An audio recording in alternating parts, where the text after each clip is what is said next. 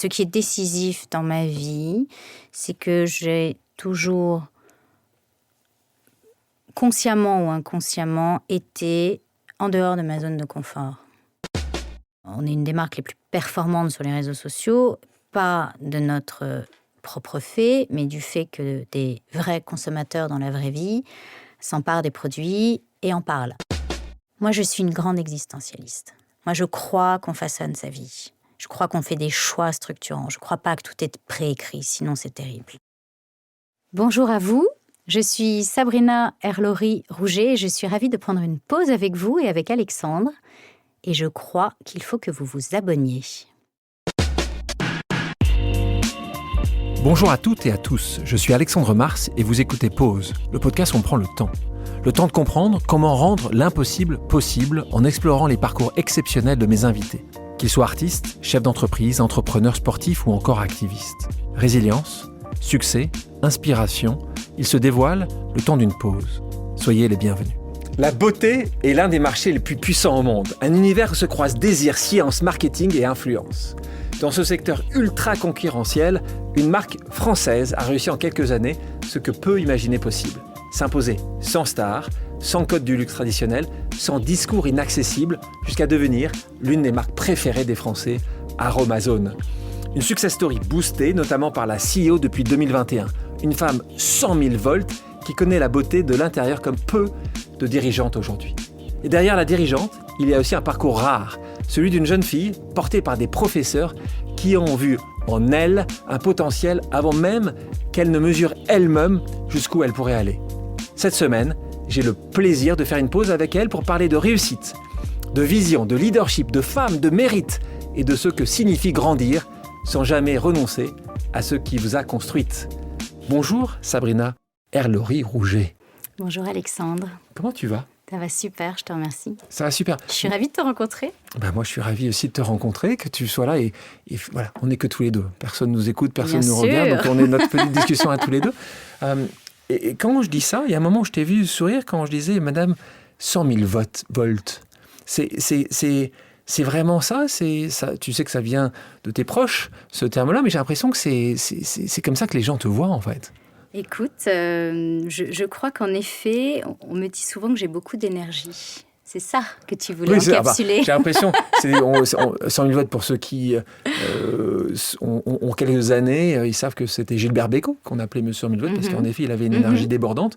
Toi, c'est ça, c'est que quand tu me dis ça va, c'est que, est-ce que même, une question comme ça, souvent les gens qui ont une énergie débordante, en fait, parfois, même quand ça va pas, en fait, ça va. Est-ce que tu fais partie de ces gens-là oui, où moi, tu ne te poses pas tellement ? Ça va toujours, toi ? Oui, ça va toujours. Je pense que c'est une obligation morale que d'aller toujours. Alors ça, c'est extrêmement intéressant, parce que parfois, ça m'arrive, quand les gens me disent comment tu vas, je dis, mais même si ça peut être moyen, je passe mon temps à avoir beaucoup trop de difficultés auprès d'autres personnes. Exactement. Pour voir d'autres choses. C'est comme ça que toi, tu le vis ? Absolument. Je pense que j'ai une façon d'appréhender la vie qui est que je me rends compte que la grande souffrance existe et que tant qu'on ne touche pas à cette grande souffrance, moi, je n'ai pas le droit de ne pas aller bien. Donc, je vais toujours bien. Et j'ai appris à me discipliner par rapport à ça. Je pense qu'il y a des tempéraments, évidemment, plus optimistes et joyeux. Mais je crois que c'est aussi un muscle, la joie. Et donc, tu avais déjà ce muscle-là, très jeune ? Je l'avais probablement en puissance, mais c'est la chance de grandir, de progresser, de mûrir, et que de réellement se dire que c'est un des éléments les plus importants de la vie, de l'équilibre, de la politesse que l'on doit aux autres, et donc ça se travaille, oui. Quand tu dis ça, tu arrives à parfois te dire, mais quelle est ma raison d'être ? Pourquoi ? Parce que là, on va parler d'Aromazone, d'Occitane, de ton parcours d'HEC, plein de choses incroyables, dans ton parcours de femme qui a réussi. Mais tu arrives à définir déjà un peu pourquoi tu es là ? Je crois que ce qui m'habite beaucoup, c'est l'impact. Je n'ai pas tellement d'autres façons de le définir. Je crois que j'aime beaucoup me dire que j'ai un rapport au monde qui est vraiment l'engagement, quels que soient les sujets dont je m'empare ou auxquels je peux appartenir, j'essaie de faire ma part et qu'il y ait un peu un avant et un après. Ça me porte beaucoup. Et ça te porte depuis tout le temps ou Oui, est-ce je que tu crois. penses Depuis, ça vient de très loin, oui. Et comment J'ai du mal avec le passager clandestin. Moi, je trouve que dans la vie, on s'engage. Et c'est d'ailleurs ce qui donne le sel de la vie et de l'aventure humaine. Sinon, je trouve que ça a moins d'intérêt, ça a moins de saveur. Revenons là-dessus sur Amazon pour les gens qui, encore une fois, qui ne pourraient ne pas connaître cette marque, qui est un phénomène. En tout cas, c'est vu comme un phénomène, une success story. Alors, il faut définir ce qu'est une success story, ou en tout cas une croissance forte, et surtout une marque adorée des Françaises et des Français, parce qu'il y a toujours Decathlon, moi qui est ma marque aussi préférée, je suis très content qu'il soit toujours tout en haut. Bien sûr. Mais maintenant, c'est la numéro 2 par Amazon, c'est quand même assez incroyable. Alors, donc raconte-nous un peu ça, et surtout pour les gens qui n'ont pas entendu parler d'Aromazone, si tu peux nous faire... c'est quoi Aromazone ? Je pense qu'aujourd'hui, on peut dire assez simplement que c'est un grand acteur français de la beauté et du bien-être, qui arrive à conjuguer une très grande efficacité, des produits extrêmement sains, des produits qui sont éco-conçus et qui ont la spécificité de pouvoir s'adresser à tous, aussi bien répondre à tous les besoins que s'adresser à tous les types de populations. On est une marque à proprement parler universelle, à la fois accessible et à la fois parlant véritablement à tous les âges, à tous les milieux sociaux, à toutes les couleurs de peau, à toutes les typologies de cheveux, et à tous les genres. Et ça, c'est assez unique. Donc, donc, qu'est-ce que veut dire DIY chez vous ? Ça c'est... Alors, ça s'appelle... Donc, ce que tu l'avez pas mis en français, c'est le DIY, donc c'est le do it yourself. C'est en fait l'origine de cette entreprise, puisque moi je suis l'heureuse patronne aujourd'hui d'une entreprise qui me précède. Cette entreprise me préexiste. Par une famille fondée par une famille qui, au démarrage, est experte en huile essentielle et puis ensuite experte en ingrédients bruts non transformés et invente ce qu'on a appelé le do it yourself, donc le fait soi-même, qui était la proposition cadrée scientifiquement de recettes pour faire soi-même ses produits cosmétiques, mais avec quelque chose de très important qui était la maîtrise de la composition et de la formulation. Et ça, c'est l'ADN de l'entreprise, c'est de là d'où on vient. L'entreprise s'est transformée depuis, mais a conservé de cette époque, qui est une époque qui... Pas très lointaine, hein. Non, qui dure jusqu'en 2021. Oui, et donc ça a été fait en 99. Exactement, donc on a 20 ans de cette histoire. C'est à la fois tout jeune et à la fois c'est quand même une période de 20 ans où il y a au cœur de l'entreprise deux éléments. L'élément de la scientificité, de la grande expertise scientifique de la formulation et en même temps la transparence de ce qu'il y a dans la formule et d'une autonomie du consommateur à comprendre ce qu'il consomme. Et en fait, l'objet Aromazone depuis 21, finalement, est construit sur cet ADN-là et sur ces éléments-là qui sont très forts et qui, en vérité, redéfinissent le marché aujourd'hui. Donc là, c'est des termes forts que tu utilises. C'est-à-dire qu'une entreprise qui n'est pas Estée Lauder, L'Oréal ou autre, peut aujourd'hui en fait avoir un impact considérable sur ce que font les autres, comment les autres fonctionnent. Alors, pour ceux qui sont venus peut-être déjà dans une de tes boutiques, dans vos boutiques, vous en avez combien aujourd'hui ? On en a 35. 35 à travers... C'est pas beaucoup. À travers la France, c'est pas beaucoup, mais en tout cas, il y a une progression. Aujourd'hui, on peut donc faire son propre... Comment ça se passe ? C'est ça, je rentre et je peux... la possibilité de ce qu'on appelle finalement... Alors, le DIY ou hyper-personnalisation est tout à fait disponible encore, tout comme le métier des huiles essentielles.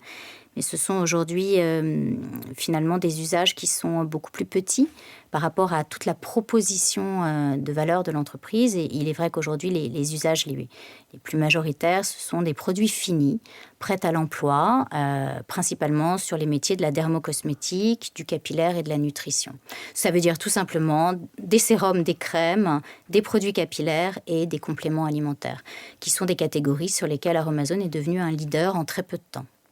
Comment vous définissez être leader sur...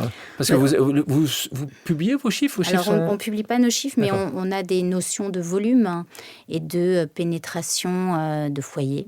Et donc, de facto, Aromazone aujourd'hui est une marque qui est présente d'un point de vue volumique dans beaucoup de foyers. Dans beaucoup de foyers. Absolument. Mais vous ne communiquez pas encore vos chiffres, absolument, vous n'avez pas les communiquer. Absolument, il y a une raison là-dessus?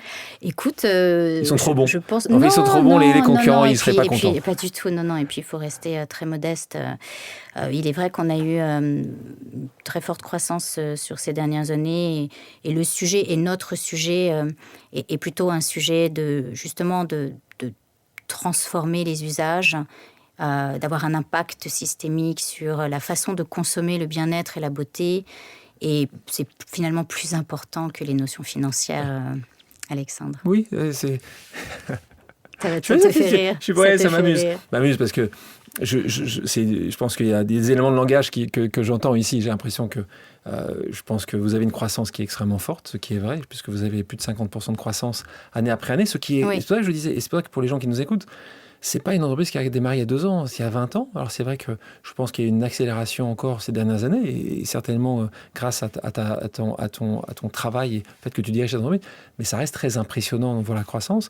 Moi, ce qui m'intéresse, c'est que c'est vrai que vous avez quasiment construit une catégorie, ce qui était quand même assez intéressant, une catégorie où toute personne peut rentrer dans vos boutiques où qu'elle soit et peut trouver un produit qu'ils vont pouvoir acheter, adapté aussi bien à leur peau, mais aussi à leur portefeuille, ce qui est quand même... Absolument. Parce que c'est quoi le prix du produit moyen chez toi? On est à moins de 10 €.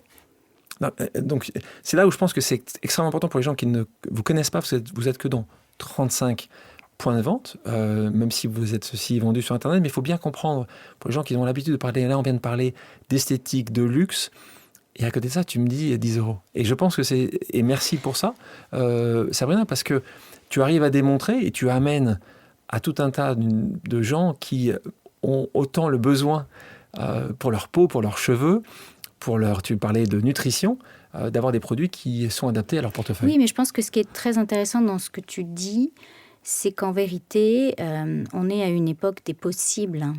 On est à une époque de bascule de modèles, de bascule de consommation, de nouvelles réflexions, de nouveaux usages des consommateurs.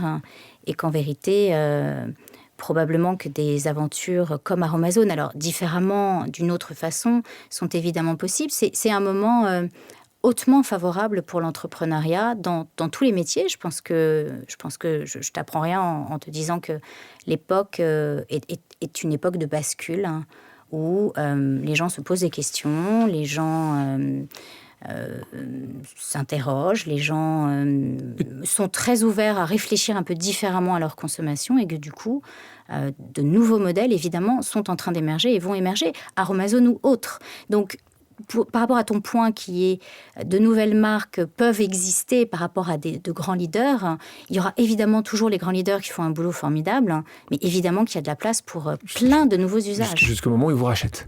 Ah, ça, je ne sais pas. En effet, ce n'est pas votre objectif, mais en tout cas, vous avez une croissance incroyable qui répond à un besoin, qui est un besoin de plein de gens ici. Ce qui est intéressant dans cette croissance-là, toi, qu'est-ce que tu penses, ou quels sont les éléments qui ont fait le succès, pas uniquement les 5 dernières années où tu as été la patronne, mais depuis 25 ans. C'est quoi si tu dis il y a 2-3 choses? La confiance. Je pense que l'élément vraiment fondateur, c'est, qui d'ailleurs est encapsulé par les métiers historiques, donc de l'ingrédient, de la maîtrise de l'ingrédient et de la maîtrise des actifs, qui va jusqu'à finalement ce métier du DIY qui était la maîtrise de la formule et de savoir exactement ce qu'on met pour fabriquer ces produits. Finalement, ça, de façon très simpliste, si on doit faire un raccourci, le point central, c'est la confiance. Et aujourd'hui, d'ailleurs, on le voit, les consommateurs arrivent chez nous beaucoup par le bouche à oreille, parce qu'ils se parlent entre eux d'efficacité et ils se parlent de confiance. Et à l'inverse, qu'est-ce que tu penses qu'un grand groupe aujourd'hui a que tu n'as pas encore? Toute une organisation opérationnelle, bien sûr, qui simplifie, qui simplifie l'accélération. On peut trouver vos produits. Est-ce qu'on peut trouver vos produits? Non, on n'est que chez nous. D'accord. Donc vous n'êtes pas au Sephora. Non. Et c'est très très important justement parmi. C'est une exclusivité en fait. Oui, c'est une exclusivité et ça nous permet aussi d'avoir un modèle qui est très maîtrisé quant à nos décisions, notre autonomie. Et puis ça nous permet aussi finalement de conserver l'intégralité de la valeur valeur pour pouvoir la rétribuer dans le prix final au consommateur. Alors, pour comprendre ce que tu dis, cette agréable valeur, pour les gens qui nous écoutent, c'est vraiment que si tu devais passer par d'autres canaux, tu rétribues des marges tout au long du parcours, aussi bien au niveau des achats, du laboratoire, de la publicité et de la distribution. La distribution coûte très très cher pour les marques en général. C'est vrai que nous, on est assez jaloux de notre distribution pour le moment qui est totalement intégrée et qu'on c'est pas des franchises. Ah non. C'est les vôtres, c'est vos équipes, c'est tout. Tout à fait. C'est notre site e-commerce et nos magasins en propre. Et justement là-dessus, est-ce qu'il y a des endroits où vous avez envie d'aller ? Est-ce que c'est plutôt réparti ? Il faut le citer, une région qui est merveilleusement belle. On parle du Vaucluse, on parle d'Avignon. C'est là où tout démarre et c'est là où est le cœur vivant de l'entreprise. Et donc voilà. Donc là, il y a encore aujourd'hui le centre, le siège, il est là-bas. Le siège. Donc toi, l'usine, le laboratoire de R&D et les équipes se déplacent. En effet, entre Paris et le Vaucluse. Et ça, merci encore une fois, merci de garder dans nos régions ces entreprises. Est-ce que ça a été un sujet un jour ? Est-ce que ça pourrait être un sujet ? Non, je pense pas. Je pense que de ne plus être à Avignon, mais d'être à Paris. Oui, alors encore une fois, ça dépend des métiers. Quel métier ? Par exemple, le métier du retail, qui consiste à ouvrir des magasins, c'est beaucoup plus difficile de l'opérer du Vaucluse parce que c'est plus difficile de faire Avignon-Toulouse que Paris-Toulouse, par exemple, ou Avignon-Metz que Paris-Metz. Tu penses que c'est ça, ou est-ce que c'est aussi compliqué de trouver les talents ? Alors, on y arrive. Mais alors, nous, pour le moment, on n'a pas eu de sujet de talent, justement. On a réussi à... Donc, on a nos métiers historiques qui sont dans le Vaucluse. Donc déjà, c'est très important de comprendre ce qui est à Paris et ce qui est dans le Vaucluse. Paris, ce sont les métiers principalement du retail, du merchandising. On a un petit peu de finance et on a marque communication parce qu'effectivement beaucoup des talents, beaucoup des contrats de talents sont plutôt organisés de Paris. Par contre, l'intégralité du reste de l'entreprise est dans le Vaucluse. C'est-à-dire aussi bien les métiers de la R&D du laboratoire qui est ce par quoi tout démarre, les achats, mais également la production, la logistique, les métiers de la qualité. Et ça restera évidemment dans le Vaucluse et on en est très fiers. Et on est très fiers d'être aujourd'hui une des très très belles entreprises des territoires qui font non seulement rayonner le Vaucluse, mais qui font rayonner la France. Des territoires. Et donc, c'est possible. Exactement, c'est possible. Et donc, toi, tu passes ton temps entre les deux. Exactement. C'est possible, mais il n'y en a pas beaucoup. Là, on parle, vous êtes encore une ETI, donc ces entreprises de taille intermédiaire, ce qui est appelé dans le jargon. Et c'est vrai que ça reste encore... Ça peut être régional et c'est tant mieux. C'est vrai que la difficulté potentielle, c'est qu'après, à un moment ou à un autre, où il y a une sorte d'aspiration à Paris, comme on est un pays malheureusement très centralisé. Certains métiers seront de facto à Paris, mais je pense sincèrement qu'on est capable de continuer à grandir en conservant nos activités principales dans le Vaucluse. Tout à l'heure, tu disais très justement, il y a des nouvelles marques qui sont créées ou qui continuent à se créer. Qu'est-ce que toi, tu regardes donc ton industrie dans des industries adjacentes, ou même qui ne sont pas adjacentes, des marques, tu dis, tiens, ça c'est une marque qui a été créée, qui n'aurait pas existé il y a 20 ans. Il y a énormément Mais qu'est-ce que tu dis, celle-là, elle me plaît, cette marque ? Non, mais plutôt des marques, moi, de santé, de nutrition, de compléments alimentaires. Je ne vais pas forcément les citer, mais c'est vrai que moi, je suis assez obsédée par... justement la convergence que je trouve assez nouvelle, en fait, dans la façon de consommer et de penser la beauté avec la santé. En vérité, et des modes de consommation qui sont complets. C'est-à-dire qu'on vient de modèles qui sont des experts vraiment verticaux. Il y a des faiseurs de beauté, enfin de peau, de cheveux, de nutrition, et tout ça finalement se mélangeait assez peu. Et je trouve qu'aujourd'hui, il y a une porosité qui est intéressante. Donc moi, c'est plutôt la nutrition qui m'intéresse et que je trouve très intéressante. Il y a une marque justement en nutrition, tu dis, t'aimes... Il y a une marque, et je vais la citer de facto parce qu'elle est très très loin et elle m'intéresse parce que je trouve que on a probablement des ponts avec cette marque. C'est une marque qui est présente sur la côte ouest américaine qui s'appelle Ereven, que peut-être tu connais, et qui en vérité est à proprement parler une marque de produits sains et de santé. Tu connais très bien ce secteur-là, puisque tu as démarré dans ce secteur-là à la sortie de l'école, quasiment à la sortie de l'école. D'abord chez Occitane, et puis après on t'a retrouvé chez Mac, Occitane aussi, une marque au départ locale, parce qu'on était à Aix à l'époque. Oui, et puis donc, une entreprise française familiale, qui a grandi très très vite. Toujours dirigée par par une famille, hein, qui est cette famille Gégère, en fait, qui dirige cette année. Puis après, plutôt là, du lourd américain avec Mac.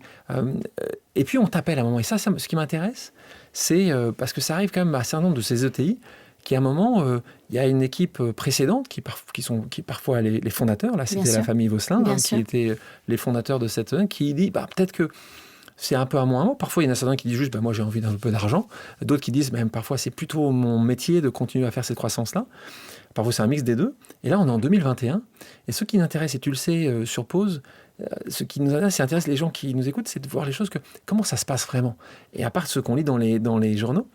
Et donc là, il y a ce qu'on appelle un LBO, donc un moment où il y a une prise de position d'un acteur nouveau qui prend une participation. Et souvent, cet acteur-là peut amener ou a envie d'amener son équipe. Et donc, c'est là où des gens brillantissimes comme toi, qui ont fait déjà plein de choses avant, sont souvent tac, tac, tac. Et donc là, on est en 2021.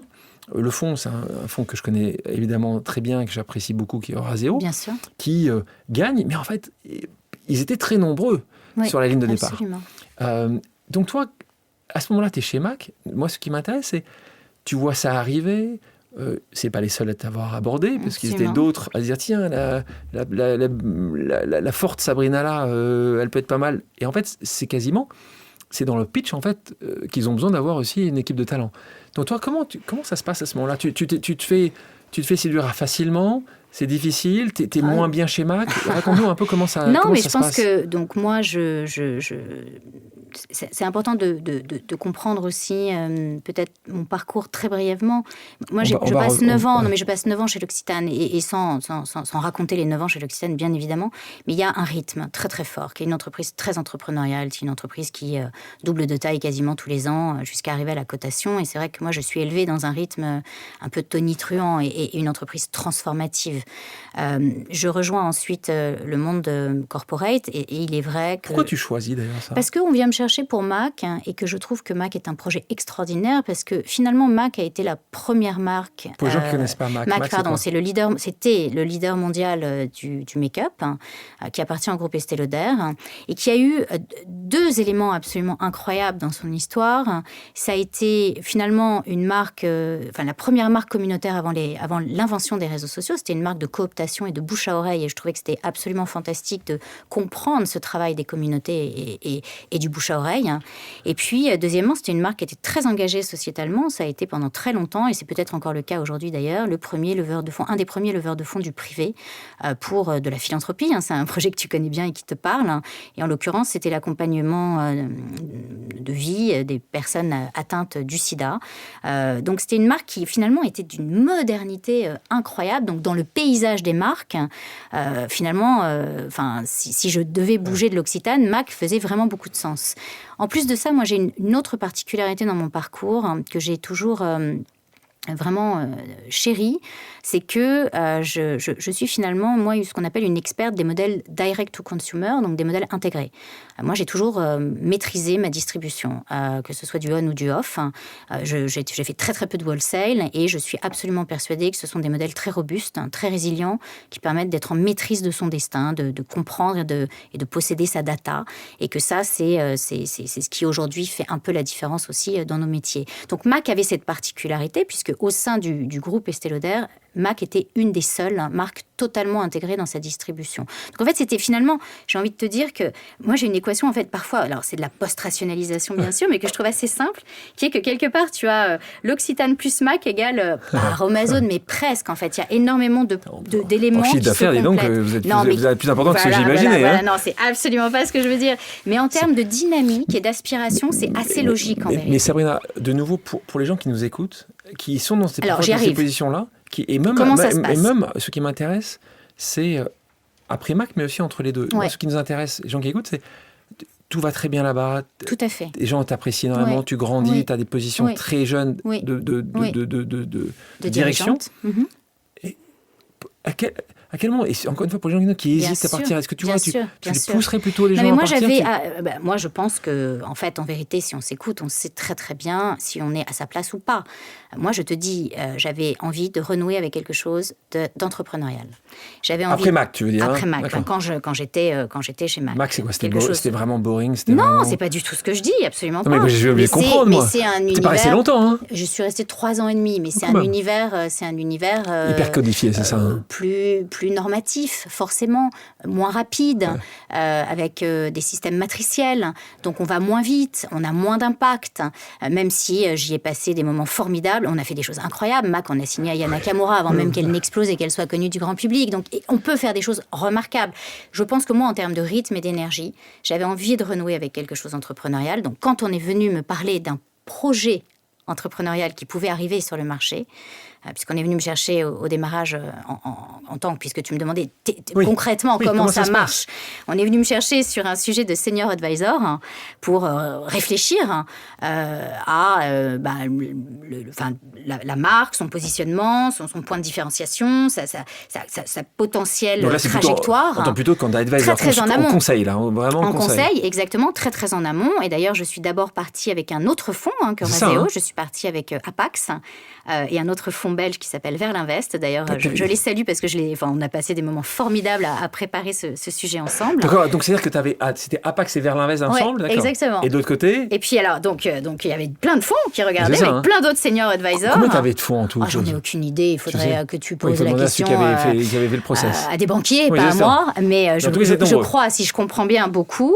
Et puis on n'est pas passé au deuxième tour parce que pour des questions de diverses et variées. Et le deuxième tour s'est organisé autour de 3 fonds.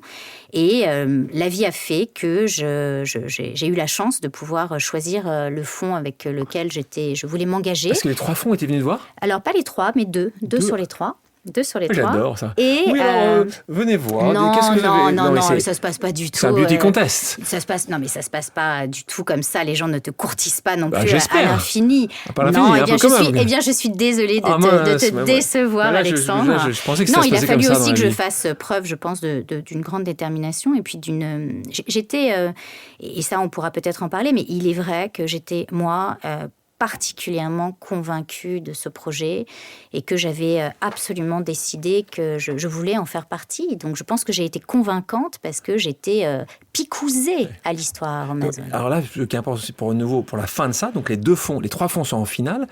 Vous allez présenter à qui? À l'équipe, au fondateur, à l'équipe fondateur? À qui vous présentez? Moi, j'aide donc le fonds avec qui je m'engage et qui me fait l'honneur de travailler avec moi, qui est Euraseo. Et moi, j'ai travaillé avec les équipes d'investissement sur 2 choses. Évidemment, convaincre la famille, mais également convaincre le comité d'investissement en interne du fonds.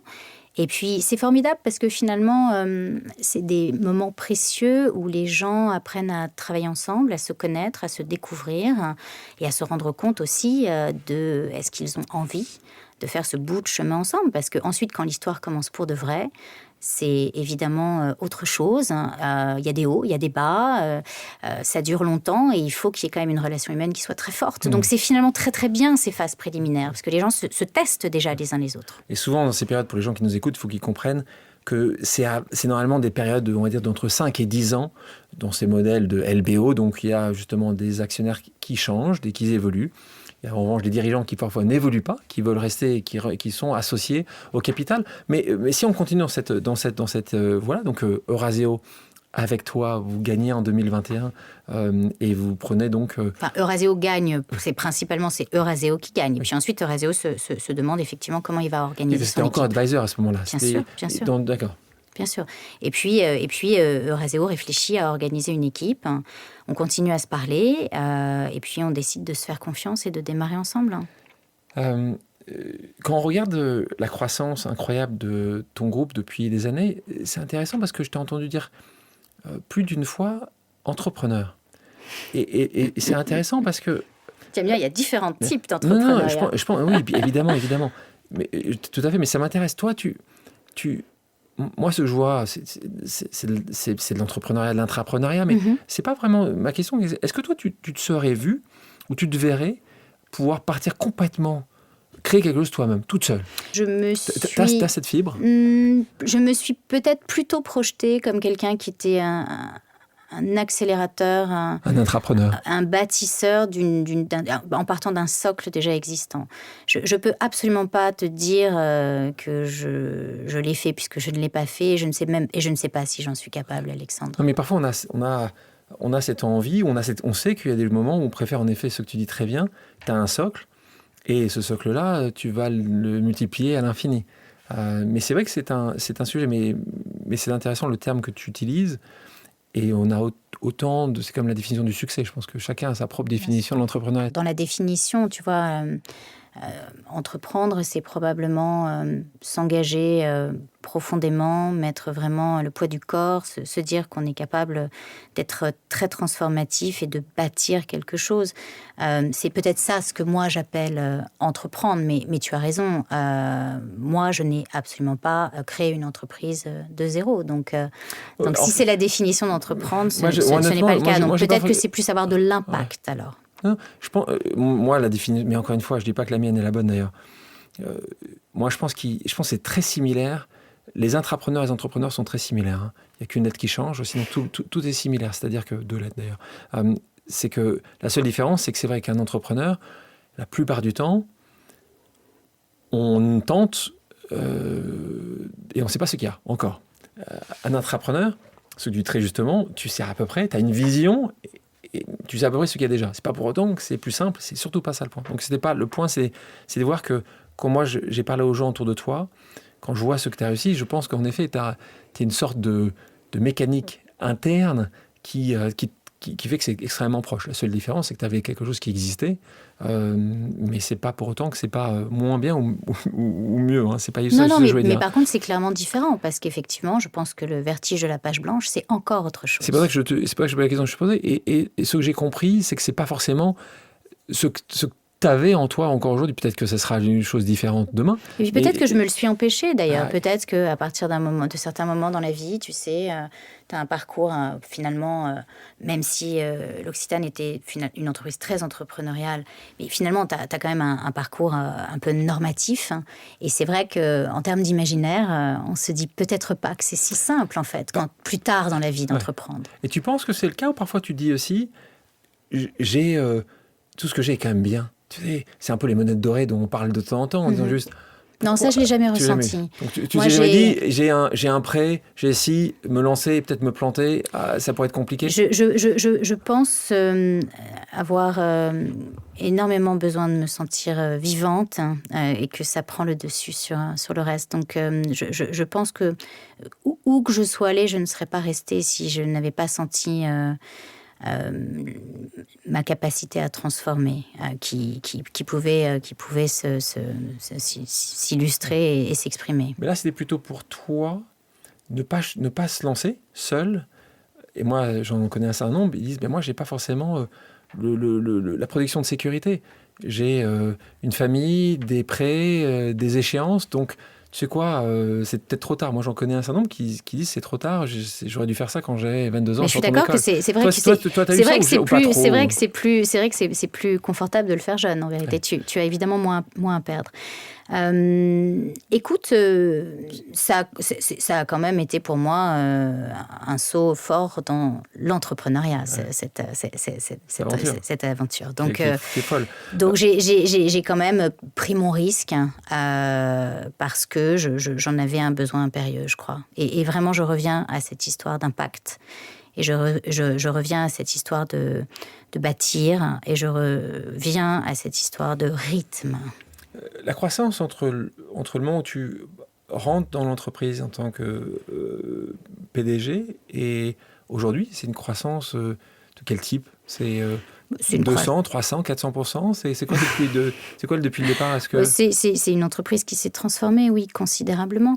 Mais Mais encore une fois... Mais pour répondre à ton point en disant il y a une transformation, parce que c'est... Mais c'est une entreprise qui s'est transformée. Déjà, l'objet s'est transformé, puisque je te dis, on est devenu un acteur important sur des nouveaux métiers, en vérité. La dermocosmétique, le capillaire, la nutrition. Vous ne l'aviez pas du tout On les avait vraiment...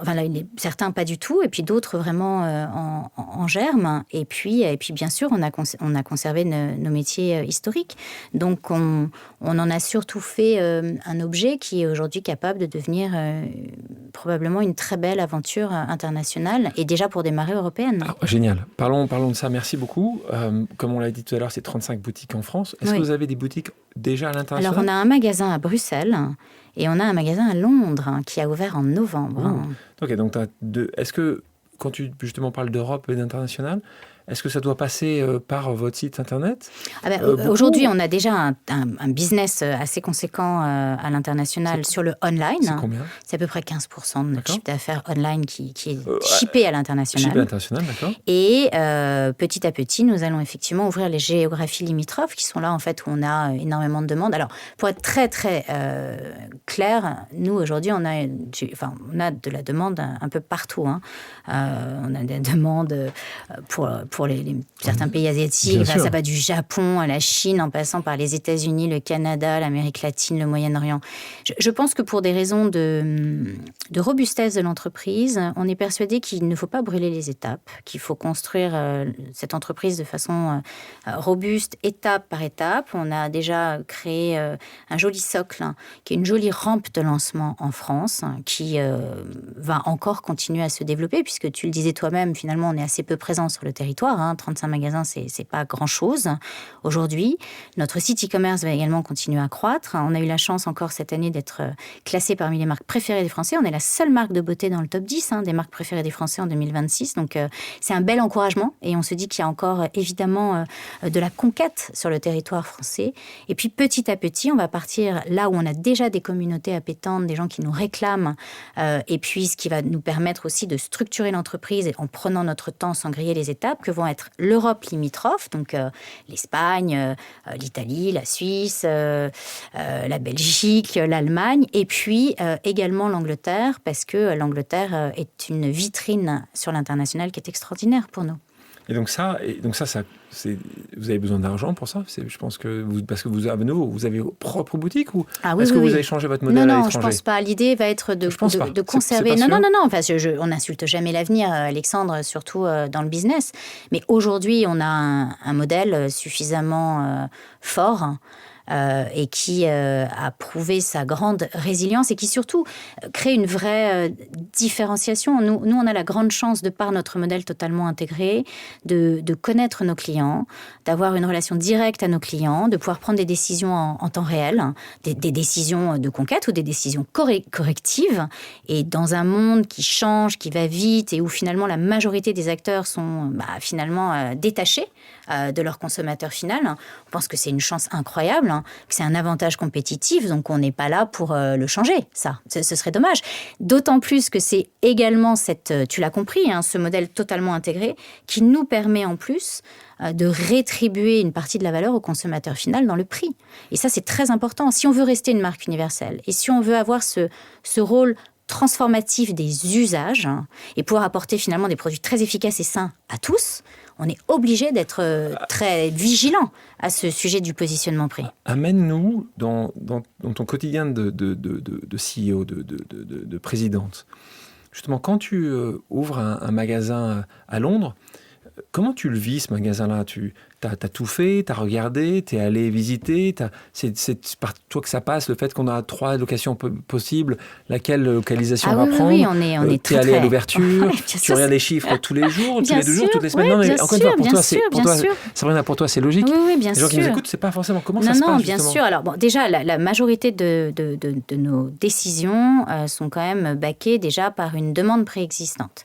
On a, alors, sur les pays sur lesquels on est déjà très présent, si je te prends l'exemple de la France ou des géographies limitrophes européennes, on a énormément d'itérations de clients qui nous demandent typiquement d'ouvrir des emplacements dans telle ville et au sein de la ville à tel endroit. Donc ça, c'est la façon dont on procède. Et finalement, c'est extraordinaire parce que c'est dérisqué, parce que d'une certaine façon, tu as des itérations, et tu pourrais le regarder d'ailleurs sur nos réseaux sociaux, etc. Dès qu'une ouverture de boutique a lieu, tu as plein de demandes d'autres villes, d'autres ouvertures en dessous. Donc ça, quelque part, ça crée notre roadmap d'ouverture dans les endroits où on a déjà des communautés fortes et préexistantes, et ça dérisque énormément le modèle financier, puisque au moment où nous ouvrons le magasin, il se rentabilise très vite, puisque le magasin était très attendu par des vrais gens dans la vraie vie qui nous l'ont demandé. Sur un sujet comme, pareil pour Bruxelles d'ailleurs, ça s'est exactement passé de la même façon. L'Angleterre, on avait une demande préexistante, mais on a eu aussi un acteur qui est venu nous chercher, parce que c'est un acteur de centres commerciaux avec lequel on est déjà installé, qui de facto constate qu'en vérité, on est un des chiffres d'affaires les plus... on a une des productivités au mètre carré les plus élevées qu'ils n'ont jamais vues, et particulièrement sur le secteur de la beauté, tous secteurs confondus, et qui se dit qu'il peut être un cheval de Troie pan-européen. Et le premier test qu'on décide de faire ensemble, c'est l'Angleterre. Et c'est aussi comme ça que les choses se sont passées pour Londres. Et donc, pour terminer et répondre à ta question, absolument, là, on s'occupe de tout. On va s'occuper évidemment de l'emplacement, évidemment du design, des travaux. Je et mes équipes, pour le coup, rapprochées, avec lesquelles on travaille sur ces sujets. Donc, d'ailleurs, parce que encore une fois, on fait rien tout seul, et ça c'est très important. Donc, j'ai la chance d'être très très bien accompagnée. En l'occurrence, sur ce sujet spécifique, Laure, que j'embrasse. On va sur place, on visite, on travaille le store concept design avec Corentin, qui nous accompagne sur ces projets. On s'occupe des travaux, on recrute les équipes, on fait le lancement. Et puis effectivement, moi je suis là le jour de l'ouverture, concrètement avec les équipes, pour les motiver, pour couper le ruban, pour lancer le magasin. Et puis ensuite, ensuite c'est très itératif. Ensuite, on apprend aussi en marchant. On regarde ce qui fonctionne, ce qui est compris, ce qui n'est pas compris, comment on améliore, on change le merch. Et puis, on est en train, petit à petit, de véritablement prendre énormément d'insights des consommateurs locaux sur l'objet de ce magasin à Londres, qui nous sert d'ailleurs de laboratoire pour la suite de l'expansion sur le marché britannique. Et en parallèle, bien sûr, on opère notre site e-commerce, qui est très important, qui aujourd'hui est quasiment plus important même que le magasin sur le marché britannique. C'est génial tout ce que nous dis. J'aimerais que tu m'amènes juste, encore une fois, pour les gens qui nous écoutent, au tout début. Au tout début de la chaîne. Là, tu me parlais tout à l'heure, je sais que c'est tellement important pour toi, c'est le laboratoire, les laborantins, ceux qui vont réfléchir. Comment ça se passe aujourd'hui, un nouveau produit ? Est-ce que vous en sortez régulièrement ? Quel travail ? Et toi, quelle est ton implication quand quelqu'un vient te voir en disant « j'ai une idée » ? Alors déjà, ça ne se passe pas comme ça chez nous. Voilà. Et c'est pour ça que tout à l'heure, on disait qu'il y a une force de ces modèles intégrés qui permettent d'avoir du feedback consommateur et une véritable communication directe avec nos communautés. Donc en fait, on a plusieurs points de contact où on récupère des verbatims consommateurs, mais c'est des milliers de verbatims hebdomadaires. Ça va être les réseaux sociaux, ça va être les messageries privées sur les réseaux sociaux, ça va être le service client, ça va être le site e-commerce, ça va être ce qu'on appelle le NPS. Donc, dès que tu passes chez nous, en magasin ou sur le site, quand tu passes une commande, tu reçois un questionnaire avec un champ libre où on te demande ce qu'on pourrait améliorer dans l'entreprise ou sur nos produits. Et donc, de façon hebdomadaire, on reçoit des milliers de commentaires qui vont couvrir différents champs. Ça va être l'expérience client sur le site, ça va être des sujets qualité, ça va être aussi des recommandations produits. On a donc un pool énorme de verbatim clients. Et c'est pour ça que c'est très important, parce que nous, quelque part, il n'y a pas de fantasme marketing. Justement, il n'y a pas « j'arrive le lundi, j'ai une idée ». Ça, c'est absolument pas la façon dont Aromazone fonctionne. On se cale sur les verbatim clients et les itérations les plus fréquentes de ces verbatim clients pour se dire là, il y a une véritable demande de ça. Regardons s'il y a en face, effectivement, une objectivation scientifique qui existe. Si l'objectivation scientifique existe, le laboratoire se met à travailler sur l'identification du bon actif au bon endroit ou du bon ingrédient sur le bon terroir. Les achats entrent en ligne de compte. Et ensuite, il y a un temps d'innovation produit, formulation ou pas, parce que parfois ce sont des produits bruts non transformés, qui en général est entre 6 et 12 mois grand maximum, jusqu'à la mise en distribution, donc vente, dans notre réseau de distribution. Donc notre site e-commerce, qui reste quand même quasiment la moitié aujourd'hui de nos ventes, et notre réseau physique. Donc si tu veux, ça part véritablement du client, de la voix du client, des besoins réels de vrais gens dans la vraie vie. Il n'y a pas de fantasme chez nous. C'est bien le fantasme, si tu sais. Ça peut tout à fait être bien, mais en tout cas, ce n'est pas notre modèle. Non, et je pense que c'est la force, justement, d'Aromazone, c'est de se dire que tant qu'on aura cette boussole et qu'on sera capable, justement, de rester au plus près de la réalité, eh bien, on fera la différence. Justement, là-dessus, est-ce que sur 10 nouvelles idées, il y en a 9 sur 10 qui fonctionnent? On lance plus de 50 produits par an. Et combien vous en sortez? On en sort à peu près l'équivalent. D'accord. Donc vous êtes vraiment continuellement à essayer de... On a même plutôt baissé un petit peu le nombre de produits disponibles de quelques centaines. On est un catalogue assez large. Combien vous avez de... On a à peu près 1600 produits actifs dans le catalogue aujourd'hui. Et t'en fais tourner 50. Et on a donc tu vois, c'est quand même marginal. Mais on a une innovation qui est quand même assez soutenue parce que 50-60 lancements annuels, c'est assez énorme. Ouais. Et ça, par rapport au si ce n'est au revenu, c'est quoi votre produit numéro 1? On a un sérum à l'acide hyaluronique qui est très concentré. On a un sérum peptide de pois qui cartonne, qui est en train quasiment de supplanter l'acide hyaluronique. On a un collagène marin qui, pareil, est au coude à coude. Combien ça? C'est 6 €, 8 €? C'est 5,95 € l'acide hyaluronique aujourd'hui. Et c'est un produit... Tous les 10 secondes, c'est ça votre... Oui, tous les 10 secondes, je crois même que maintenant, si en vérité on faisait le calcul, ce serait... Il y en a un qui vient d'être vendu là. Non, mais même si on faisait le calcul aujourd'hui, je pense que ce serait plus que toutes les 10 secondes. Enfin, au moins que toutes les 10 secondes. Une question sur on a eu quelqu'un ici que j'aime beaucoup, qui s'appelle Julie Chapeau. Oui. De Yuka. Mais bien sûr. Qui a démarré Yuka, il y a des années de ça, sur l'alimentaire. Oui. Et qui s'est dit, on va peut-être essayer de faire ça sur autre chose. Bien sûr. Comment toi, tu regardes ces acteurs qui arrivent, mais moi, je trouve qu'ils disciplinent bien je trouve que c'est... Alors, je trouve qu'il y a deux choses. Pour ceux qui comprennent, tout le monde connaît Yuka, je pense, mais tu sais... globalement, on prend un de tes produits, voilà, tu le avec scannes, le barcode ou pas. Tu as une note qui sort. Donc, je pense qu'il y a... Je ne vais pas rentrer dans la méthodologie Yuka. Non, pas du tout, parce que ça a été énormément discuté par les acteurs de ton industrie. Ce que je peux dire, c'est que de facto, ce que ça a créé en macro-sociétal, et c'est important, c'est effectivement une discipline et une alerte maximale du consommateur qui, aujourd'hui, s'est emparé de cet outil qui en a fait un juge de paix et qui a profondément mis au cœur des conversations, des réflexions, des préoccupations, la santé. Sur à peu près tout type de consommation Yuka compatible. Donc la cosmétique en fait partie. Nous, on ne s'est jamais dit qu'on allait formuler pour Yuka. Ça n'aurait pas de sens. Mais de facto, les choix profonds de formulation, de chartes de formulation qui sont ceux d'Aromazone, font que la majorité de nos produits, particulièrement nos produits finis, scorent à 100%. Parce qu'en fait, on est aujourd'hui régi au sein de la législation européenne par la certification EcoCert organique, qui elle-même est extrêmement exigeante. Donc nous, on se plie à cette exigence-là. Et au sein des conservateurs autorisés par la réglementation EcoCert, nous, on ne s'en autorise que 5.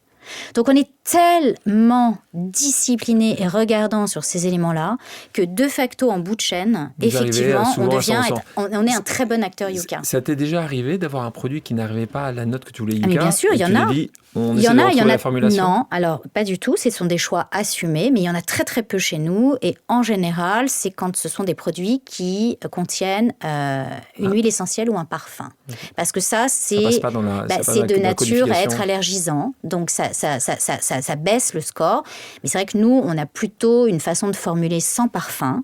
Et c'est voulu parce que justement, on se considère évidemment comme une marque très efficace, mais une marque saine. Et pour être sain, le sujet de l'allergie est compliqué. Tu as parlé tout à l'heure de NPS, mais tu ne nous as pas donné ton score. C'est quoi votre score NPS ? Alors les scores de NPS, je peux te le donner bien sûr, mais c'est très compliqué à comparer parce que c'est en fonction des pays, etc. Mais nous, on est à plus de 76. D'accord, ce qui est excellent. Ce qui est excellent, oui. Donc un très bon le score. NPS, pour les gens, encore une fois, qui ne connaissent pas Net Promoter c'est le problème score. C'est est-ce que quelqu'un qui sort d'un magasin ou d'une activité spécifique va promouvoir cet endroit à l'autre. Et c'est entre moins 100 et 100. Exactement. Il y a quasiment personne, évidemment, qui est à 100. Il y a toujours quelqu'un, mais 76, c'est un excellent score. Ça veut dire qu'il y a assez peu de détracteurs. Très peu de détracteurs. Donc, merci pour le partage et bravo pour ce score. Si on continue... Et je peux te dire aussi, parce que je le dis parce que je veux saluer les équipes qui font un boulot extraordinaire, enfin toutes les équipes, mais les équipes du service client qui sont, je crois, cette année 4e meilleur service client de France et qui viennent de recevoir le trophée Caliweb. Donc c'est une performance extraordinaire. Parce qu'en plus, on est une entreprise volumique. On a un nombre de sujets, d'appels entrant au service client qui fait que cette performance est d'autant plus remarquable. Sabrina, là, tu nous fais... encore une fois, merci. C'est comme si on avait travaillé avant cette interview, parce que chaque fois, tu me donnes... Ah, pardon, le coup d'après. Oui, c'est génial, j'adore. Moi, c'est un coup d'après, mais on va en parler là. Je voulais faire un partie avant, mais c'est essentiel parce que tu me parles du service client. Les services clients vont beaucoup changer grâce ou à cause de ce qu'on appelle l'intelligence artificielle. C'est un sujet majeur aujourd'hui, malheureusement ou heureusement, ça dépend parfois où on se situe. En tout cas, ça va impacter très fortement les entreprises qui vont certainement utiliser la technologie d'intelligence artificielle plutôt que des gens. Donc il va falloir trouver aussi une manière de pouvoir réinventer mais on est beaucoup moins, de métiers. Nous, on est bien moins exposés. Alors, tout le monde est exposé. Oui, non, mais attends, je t'explique pourquoi je te dis ça. Les services clients, par exemple, dont on vient de parler. Oui, mais nous, on a finalement, je pense, et il faudrait le regarder en miroir par rapport aux autres marques, beaucoup des demandes qui arrivent au service client. Il y en a évidemment qui sont des transactionnels simples qui, elles, peuvent être tout à fait outsourcées pour que finalement on puisse requalifier nos équipes sur le conseil. Nous, énormément de gens qui nous contactent au service client ne viennent pas nous parler d'une commande perdue ou d'un produit cassé. Ça, il faut bien comprendre que c'est 100% des demandes d'un service client traditionnel. C'est absolument pas 100% des demandes d'un service client Aromazone. Les gens nous appellent pour comprendre la formulation. Non, mais sympa, avoir un conseil sur l'utilisation des produits, sur des routines, sur l'ingrédient, sur sa traçabilité, etc. Et ça, en vérité... C'est toujours autant depuis qu'il y a moins de produits bruts. Il y a toujours autant mais que ça. Bien sûr, parce que à partir du moment où il y a un sujet transparent et horizontal avec la communauté, il est évident que la communauté se sent habilitée à poser des questions. Et donc, aujourd'hui, notre sujet par rapport à d'autres, c'est que justement, nous, on a cette responsabilité qui est le conseil. Et le conseil, c'est pas vrai que tu vas l'optimiser avec des agents IA, en vérité. Parce qu'en fait, c'est personnalisé. Donc, on a une équipe qui, de toute façon, ne sera pas du tout dans les latitudes des services clients traditionnels mis en difficulté par l'IA. On en est absolument persuadé. Et sur le reste de ton activité, est-ce que tu as embauché, comme ça arrive maintenant de plus en plus, un responsable bien IA sûr. à travers bien sûr, aussi mais nous, bien ton laboratoire, ta marque. Mais en fait, ça, vous faites ça nous, ou pas on tant a que ça aujourd'hui ce qu'on appelle des recettes qui ont été des recettes métiers qui ont été identifiées sur toutes nos différentes business units pour améliorer la compétence des personnes en poste aujourd'hui. Et ça, on serait débile de ne pas le faire. Évidemment. Maintenant, ce n'est absolument pas... Nous, typiquement, on fait partie, je pense, des métiers, des industries, des produits qui, pour le coup, vont être relativement épargnés. On va pouvoir utiliser l'IA en support et en amélioration de productivité.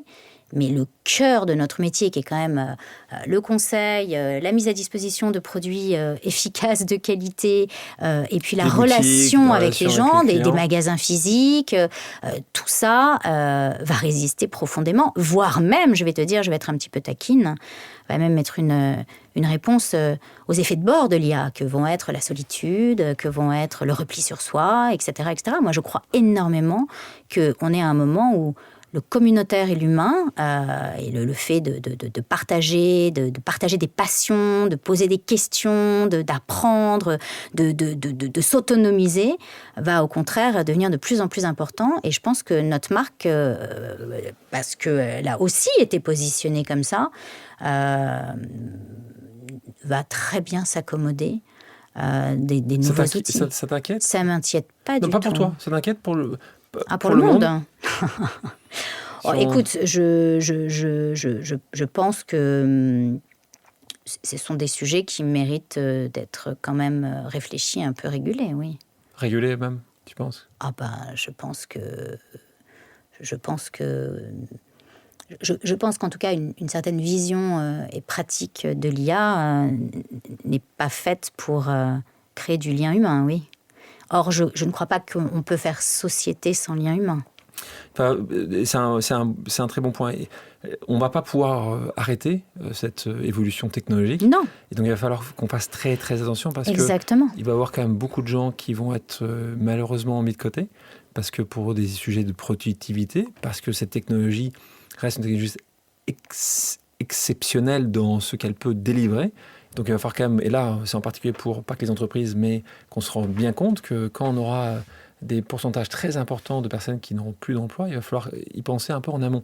Donc, et là où je te rejoins, c'est vrai que dès le moment que tu as ce lien, et là dès que tu es dans du physique, des boutiques, des métiers qui sont ceux-là, tu vas pouvoir être un peu plus protégé. Sûr, mais c'est vrai qu'il y a quand même des métiers comme dans n'importe quelle entreprise où et les gens vont aspirer. Les gens vont aspirer. Moi, tu vois, des anecdotes que je trouve extraordinaires, c'est les gens au sein de nos magasins se parlent entre eux, ne se connaissent pas, mais s'interpellent. Hein. Ah, vous avez ça, je peux me permettre de vous demander, vous connaissez comment ça marche, etc.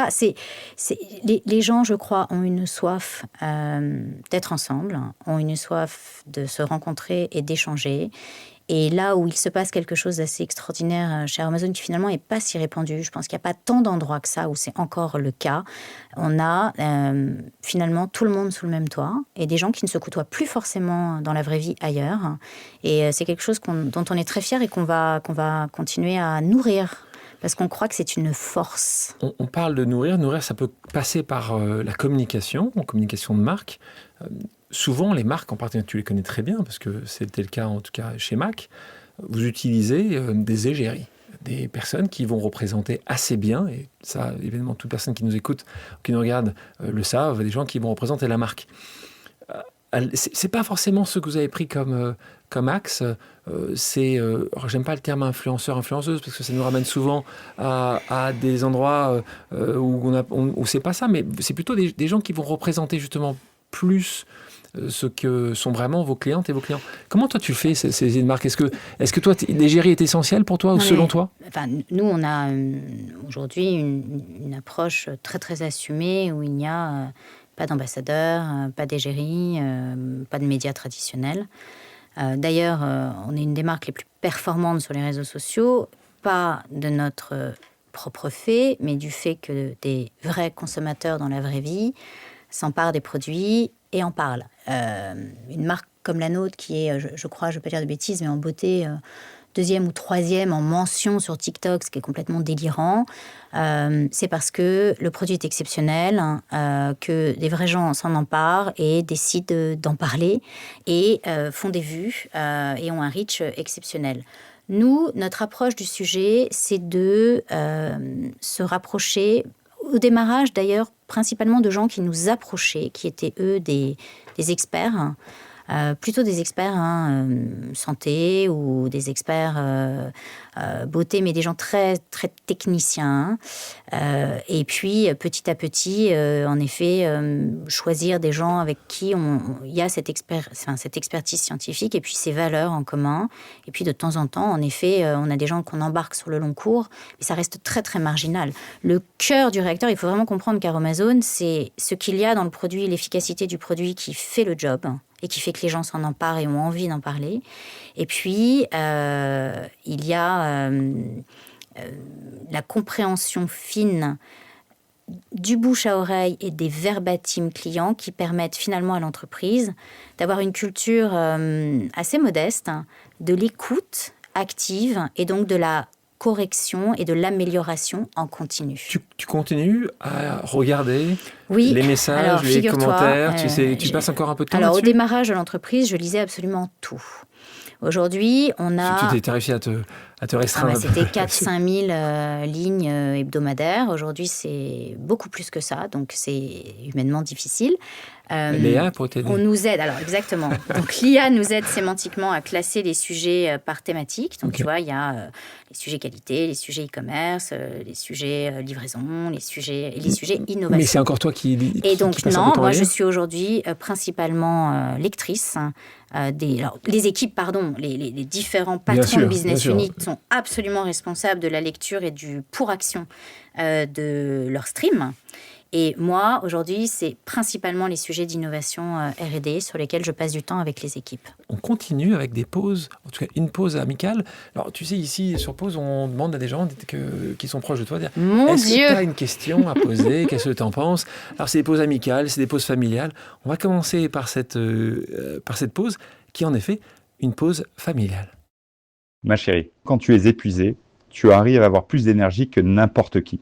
Peux-tu nous expliquer quel est ton secret? Alors, tu crois qu'il y a un message? Tu crois qu'il essaie de me faire passer un message, Alexandre? Il a dit, parfois, calme-toi, voilà, allonge-toi. Donc là, on parle de ton incroyable mari, Vincent, oui. Qui a lui aussi un parcours incroyable de manager et donc qui a fait différentes entreprises et qui réussit tellement bien. Alors écoute, je crois que peut-être qu'il faut quand même en arriver à la conclusion que je suis peut-être venue au monde avec une réserve d'énergie puissante. Voilà. Peut-être que mon mari essaie de me faire passer un message qui est que je suis aux entournures un peu épuisante. Je suis en... Oui, il est avec toi depuis suffisamment d'années. Depuis très longtemps. On est rencontrés sur les bancs de l'école. Depuis plus de 20 ans. Non, je te disais en introduction, et vraiment je le crois, moi je mets le poids du corps dans tout ce que je fais. Quand tu fais un truc, je ne sais pas faire les choses à moitié. Et parce que je suis une grande curieuse, une grande passionnée, et que oui, j'aime la vie profondément. Je pense que c'est un cadeau magnifique que de vivre, et il faut en être à la hauteur. Et juste pour les gens qui nous écoutent, qui sont également évidemment en couple, ou qui sont dans des moments où le destin peut amener. Vous êtes rencontrés sur les bancs de l'école, vous êtes aimés, vous êtes suivis. Il faut savoir aussi que ensemble, vous avez décidé de partir aux États-Unis. Et tout là, à fait. on va pas revenir dans toute cette dizaine, mais c'est un moment important parce que il a eu un poste, tu l'as suivi. Et là, c'est le destin quand même qui est important. C'est à ce moment-là où tu trouves dans une agence Yahoo Jobs. Mon job chez L'Occitane. C'est là où je rentre chez L'Occitane. Tu es toute jeune, on te retrouve faire plein de choses, dont vendeuse, et on te retrouve dans les pays de la table, donc les pays avec des gens qui sont parfois un peu machos. Et là, tu es la petite de 23 ans. Mais ça m'a fait le cuire, ça a été très bien. Ça a été une superbe expérience. Et ça, c'est pour ça que je veux dire, c'est que on devient ces expériences. On apprend, on prend, tu dis, ce cuir qui s'épaissit. Mais voilà, ces histoires-là, des histoires de... Mais je pense surtout, Alexandre, que j'ai eu la grande chance d'avoir un partenaire très tôt qui a compris que moi aussi, j'allais évidemment avoir une carrière et m'exprimer professionnellement. Et tu sais, alors ce que l'histoire ne raconte pas, parce qu'on raconte toujours les jolies choses, mais on a fait beaucoup de sacrifices. Quand on est arrivé aux États-Unis, Vincent a immédiatement trouvé un autre job qui l'amenait en Angleterre alors qu'on venait de faire notre déménagement. Moi, je suis restée... déjà, pour le rejoindre aux États-Unis, j'ai passé 6 mois où on était séparés alors qu'on venait de se marier. Ensuite, de nouveau 6 mois après, où lui est rentré à Londres, a commencé son job à Londres. Moi, je suis restée à New York, mais c'était ainsi parce qu'il fallait que je sois responsable par rapport au travail chez l'Occitane. Et puis, j'ai réussi à me faire muter en Angleterre. En Angleterre, l'Occitane m'a trouvé un super job pour que je prenne la direction générale de la France à Paris. J'ai laissé mon mari à Londres, je suis revenue à Paris. On a finalement vécu quasiment 5 ans entre deux pays, où on se voyait finalement parfois le vendredi, mais le week-end. Je pense qu'il y a plein de gens qui nous ont regardés en se disant qu'on était un peu zinzin. pas. Mais finalement, ce respect mutuel et ce respect mutuel du potentiel de l'autre fait que la relation, elle est toujours très, très vivante aujourd'hui. Et moi, je ne me serais jamais permise de lui empêcher de prendre une opportunité parce que je considère que mon mari est un type épatant, formidable et que c'est une chance d'avoir des mecs comme lui qui prennent des responsabilités parce que je crois, une très belle personne. Évidemment, il est très fort, il est très intelligent, mais c'est surtout une très belle personne. Donc, moi, je n'allais pas me mettre en travers de ce chemin-là. Et lui a eu également l'intelligence de se dire qu'on aurait peut-être une vie atypique, mais que finalement, il était OK pour ça. Et merci de nouveau. Il n'y a pas un seul, c'est comme tout à l'heure, on parlait d'entrepreneuriat. Qu'est-ce que ça veut dire un couple heureux ? C'est tellement compliqué, un couple c'est tellement compliqué. C'est deux rythmes qui arrivent à se rencontrer. Et s'accepter. Mais je reconnais que quand on était plus jeune, et je te le mentionne parce que à chaque fois, à la fois ça me faisait sourire, je le prenais un peu comme un défi, mais à la fois ça m'énervait beaucoup. Les gens nous disaient, non mais vous savez... Là, vous êtes tout mignon, mais ça marchera pas longtemps. Ça marchera pas, votre histoire. Parce qu'on peut pas, vous ne pouvez pas, vous ne pouvez pas, dans un couple, avoir deux carrières à haut rythme. En même temps, ce sera trop difficile. Sous-entendu, bien sûr, celle qui va lâcher la rampe, c'est moi. Et je suis très heureuse de te dire que ça demande effectivement beaucoup de sacrifices, beaucoup de discipline, mais que c'est absolument possible et que les jeunes couples doivent le savoir. Donc il n'y a pas un couple, il n'y a pas une définition d'un couple. Il y a, en effet, tu le sais bien, pour que les couples durent. Moi, j'ai rencontré ma femme au lycée. Donc moi, je comprends parfaitement ce que tu dis. Ça mérite beaucoup d'efforts et des sacrifices. Ça n'existe pas autrement. Après, il faut en effet que tu aies rencontré ton âme sœur et ton âme frère. Et ça, tu le sais assez vite. Et Vincent, encore une fois, et tu as raison évidemment de le dire, c'est une très belle personne qui a une réussite incroyable dans son activité. Et donc, c'est pas comme ni toi ni lui. Vous avez mis de côté, vous avez dû faire d'autres sacrifices. Parfois, c'était ne pas vous voir pendant quelques semaines ou quelques mois. On continue les pauses. Cette fois-ci, une pause vérité. Alors, moi, je t'ai posé plein de questions sur ton industrie. T'inquiète pas, ça va pas être sur toi, ça va être sur l'industrie. Qu'est-ce que je vais voir? Pause vérité. Non. Si tu veux, j'en ai aussi sur toi. Mais non, on va faire le pause vérité sur l'industrie parce qu'encore une fois, tu l'as compris. Pause, c'est une question de transmission. Plein de choses que toi tu sais, que tu as appris au fil des années. Et on essaie de partager ça avec le plus grand nombre. Des questions, encore une fois, tu le comprends. Le monde de la beauté, je le comprends assez peu. En tout cas, je le vois de loin. Et donc, il y a plein de choses que je me suis posées comme question et que tu peux juste me dire si c'est vrai ou faux. Les affirmations que je vais pouvoir te donner ou les questions que je te pose. Est-ce que tu es prête ? Vas-y. Dans la cosmétique, on vend parfois davantage du discours que de la science. Je pense que ce sera de moins en moins vrai. Ok. Certaines marques créent encore de l'angoisse pour vendre de la réassurance. Alors, pareil, tu vas m'en vouloir. Je pense que ce sera... Déjà, on est quand même dans des contraintes réglementaires et tu dois respecter, qui font qu'on ne peut pas raconter n'importe quoi. Et ça, pardon, j'insiste parce que cette réglementation européenne est une chance. Et quand on voit ce qu'il est possible de faire justement d'un point de vue du discours ailleurs, je pense que c'est une très très grande chance que d'être en Europe. Donc non, c'est quand même suffisamment encadré et tu peux pas dire n'importe quoi. Et le prix élevé continue vraiment d'être un signe de désirabilité dans la cosmétique. Je vois certains produits. Pareil, sincèrement, je pense qu'on est à la fin de ce cycle. Tu crois pas qu'il y aura toujours Mais il y aura toujours, marché bien sûr. Mais je pense que je pense qu'on est arrivé à l'époque de la preuve. Et moi, je le vois parmi nos consommateurs. Nos consommateurs aujourd'hui viennent de toutes les marques possibles et imaginables, même les marques extrêmement luxueuses. Un produit parfois que tu peux avoir, que tu vends 10 €, tu peux le retrouver ailleurs à quel prix?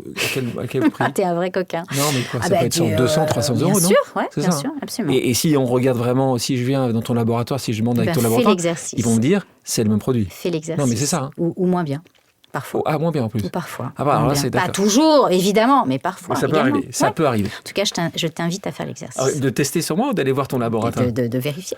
Oui, mais vérifier, tu sais, ça, le problème, c'est que mes rides, elles ne disparaîtront jamais. Non, mais de regarder la formule. La formule, c'est ça. La concentration, les poids moléculaires, etc. La composition de la formule. On en demande trop à la cosmétique. D'être ultra efficace, ultra propre, ultra locable, ultra accessible. Tu penses que parfois, c'est pas trop? Non, je pense que quand on fait un métier, il faut bien le faire. une marque française et régionale peut devenir une marque internationale. Bien sûr. Ouais. Évidemment. Ça, t'en es intimement persuadé. Tu as beaucoup d'exemples? L'Occitane. T'as l'Occitane, voilà. Voilà. Tu viens de citer un grand exemple. Ouais. Tu peux imaginer. Tiens, alors rien à voir. Ils ont été rachetés la plupart. Non, mais rien à voir parce que c'est un autre modèle. C'est une marque cadeau. Mais Rituals, c'est une marque qui vient des Pays-Bas. C'est pas un pays qui est connu pour la beauté. Bon, en fait, tout est possible, Alexandre. Merci. Là, je vais aller acheter les produits, je vais aller regarder les compositions. Rapidement, même si on a parlé beaucoup de toi à travers ton poste de CEO, je voulais qu'on reprenne un peu de temps aussi pour revenir là où tout a quasiment démarré. Donc, tu tu as grandi, c'était une Parisienne, hein? Oui, je suis née à Paris, ensuite j'ai grandi pas loin d'ici, puisqu'on a plutôt, j'ai grandi à Courbevoie. D'accord, tu as grandi longtemps à Courbevoie. Ton papa est directeur commercial. Oui, dans l'immobilier. Mère au foyer, puis elle reprend le travail. Absolument. Quelque chose que tu dis souvent, évidemment, que de l'amour que tu as pour tes parents, qui sont encore ensemble. Donc ça aussi, tu vois, ça prouve que c'est faisable. On peut vivre une vie ensemble. Bien sûr. Tu mets souvent en avant les deux parents, mais en particulier, tu dis une chose, moi, qui me touche beaucoup, parce que je l'ai vécu également. C'est un amour infini de la part de ta maman. Et tu dis que c'est quelque chose qui t'a certainement construit, et alors là tu peux après voir un peu de recul, mais cette confiance, et on peut le sentir, le voir, je pense que c'était comme ça, en tout cas les gens qui te connaissent, qui m'ont parlé de toi quand tu étais plus jeune, tu l'as quand même souvent eu, cette confiance. Tu penses qu'il y a une corrélation forte entre l'amour que tu as reçu et la confiance qui est la tienne? Moi j'en suis persuadée. Je pense que le plus beau cadeau que l'on m'ait fait, c'est cet amour de ma maman et le regard qu'elle a porté sur moi, qui était un regard de possible. Et je pense que quand on a été très aimé, ça fait des failles en moins. Ils en ont un petit nombre. Évidemment, mais tout le monde a des valises. Mais il y a moins de failles qu'on va demander à d'autres de remplir. Donner un amour, et alors là c'est pour les mamans mais les papas aussi, donnons un amour bien sûr, infini. Absolu à nos enfants. Bon, c'est pas pour autant qu'il faut pas non plus leur rappeler quand même parfois des choses attention, à faire. Mais ça n'a rien à voir. L'exigence peut tout à fait cohabiter avec l'amour infini. Toi qui as reçu ça, avec Vincent, vous avez 2 enfants, deux jumeaux qui ont moins de 10 ans, un garçon et une fille. Absolument. Tu essaies de faire la même chose, tu leur mets un amour absolu au-dessus d'eux au quotidien. En tout cas, les moments qu'on passe avec nos enfants, on essaie d'avoir une très grande complicité. On sanctuarise vraiment les week-ends pour être avec eux. Et puis on est exigeant, mais très, très aimant, très présent. Et puis, on essaie aussi, surtout, par cet amour, essayer de leur signifier qu'avec beaucoup de travail et de respect, en étant une jolie personne, on peut tout faire. Moi, c'est ça qui m'intéresse surtout. C'est la non-projection limitante. Et parce que moi aussi, je suis une femme, je pense que c'est très important et j'y suis très vigilante pour ma fille. Je veux qu'elle se sente capable d'avoir absolument les mêmes rêves et les mêmes aspirations que son frère. C'est quand même assez incroyable que tu dis ça, parce qu'ils sont jumeaux, donc c'est un peu génial de pouvoir, justement, là, il n'y a pas une question d'âge, de différence. Ils doivent avoir accès aux mêmes choses, aux mêmes rêves, quel que soit leur âge. Alors toi, les rêves, ils sont différents quand tu es un enfant d'une Sabrina et d'un Vincent qui ont extrêmement bien réussi, que tes propres rêves, puisque, encore une fois, tu as eu une chance assez intéressante, parce que tu étais à Courbevoie, et il y a des professeurs qui voient en toi un talent, parce que tu étais première de la classe, il faut quand même le dire, c'est pas la dernière. Oui, mais j'avais pas de mérite, parce que moi j'ai toujours aimé l'école, en fait. J'ai toujours aimé apprendre, j'ai toujours aimé bosser. Je prenais un plaisir fou à ça. C'était plutôt une travailleuse ou c'était plutôt un stage? Je pense que il y avait des matières où j'étais meilleure que d'autres, donc j'avais plutôt des facilités. La philosophie à 8 ans, j'étais pas mal. Non, pas du tout, si tu savais. Non, j'avais des facilités, mais je crois que j'ai toujours bossé. Donc raconte-moi ça, parce que là-dessus aussi, l'éducation est centrale pour qu'on puisse justement changer de classe. C'est un sujet majeur aujourd'hui. C'est de plus en plus compliqué dans beaucoup de pays, et dans la France aussi. Mais c'est certains professeurs, encore une fois, de Redon, vraiment un salut absolu pour les professeurs. Ils ne sont pas tous toujours comme ça, mais il y a une partie non négligeable des professeurs qui qui sont là parce qu'ils aiment ça, Bien sûr. parce qu'ils aiment professer, parce qu'ils voient des potentiels. Et c'est toi ce qui t'est arrivé. Ah oui, Raconte-nous comment complètement. ça s'est passé. Mais c'est pour ça que moi j'ai un respect infini pour ce métier et je crois que ce sont probablement souvent, enfin pas dans tous les parcours, mais dans beaucoup de parcours, Bien sûr. les profs sont majeurs dans des moments de prise de confiance en soi, d'ouverture de monde de possible. Et moi c'est vrai que j'ai eu la chance, je me souviens de professeurs d'histoire géo, au collège, au lycée, et puis d'une histoire que je raconte souvent, mais qui est une histoire vraie. 2e année de prépa, 2 mois du concours, désespérée, fatiguée, me sentant évidemment pas du tout prête, arrivant chafouin à une colle, donc un espèce d'oral d'économie, ayant, alors pour le coup, un professeur, mais qui n'était pas le mien, qui était une colleuse. Donc ce sont des professeurs qui sont volontaires, enfin qui font des missions ponctuelles, hein, voilà. Et donc je fais mon exposé, et cette personne, et vraiment j'en suis persuadée avec le recul, mais pour le coup vraiment le poids du corps, en me complimentant et en me disant bravo, c'est super, vous aurez une excellente école, tout va très bien se passer pour vous.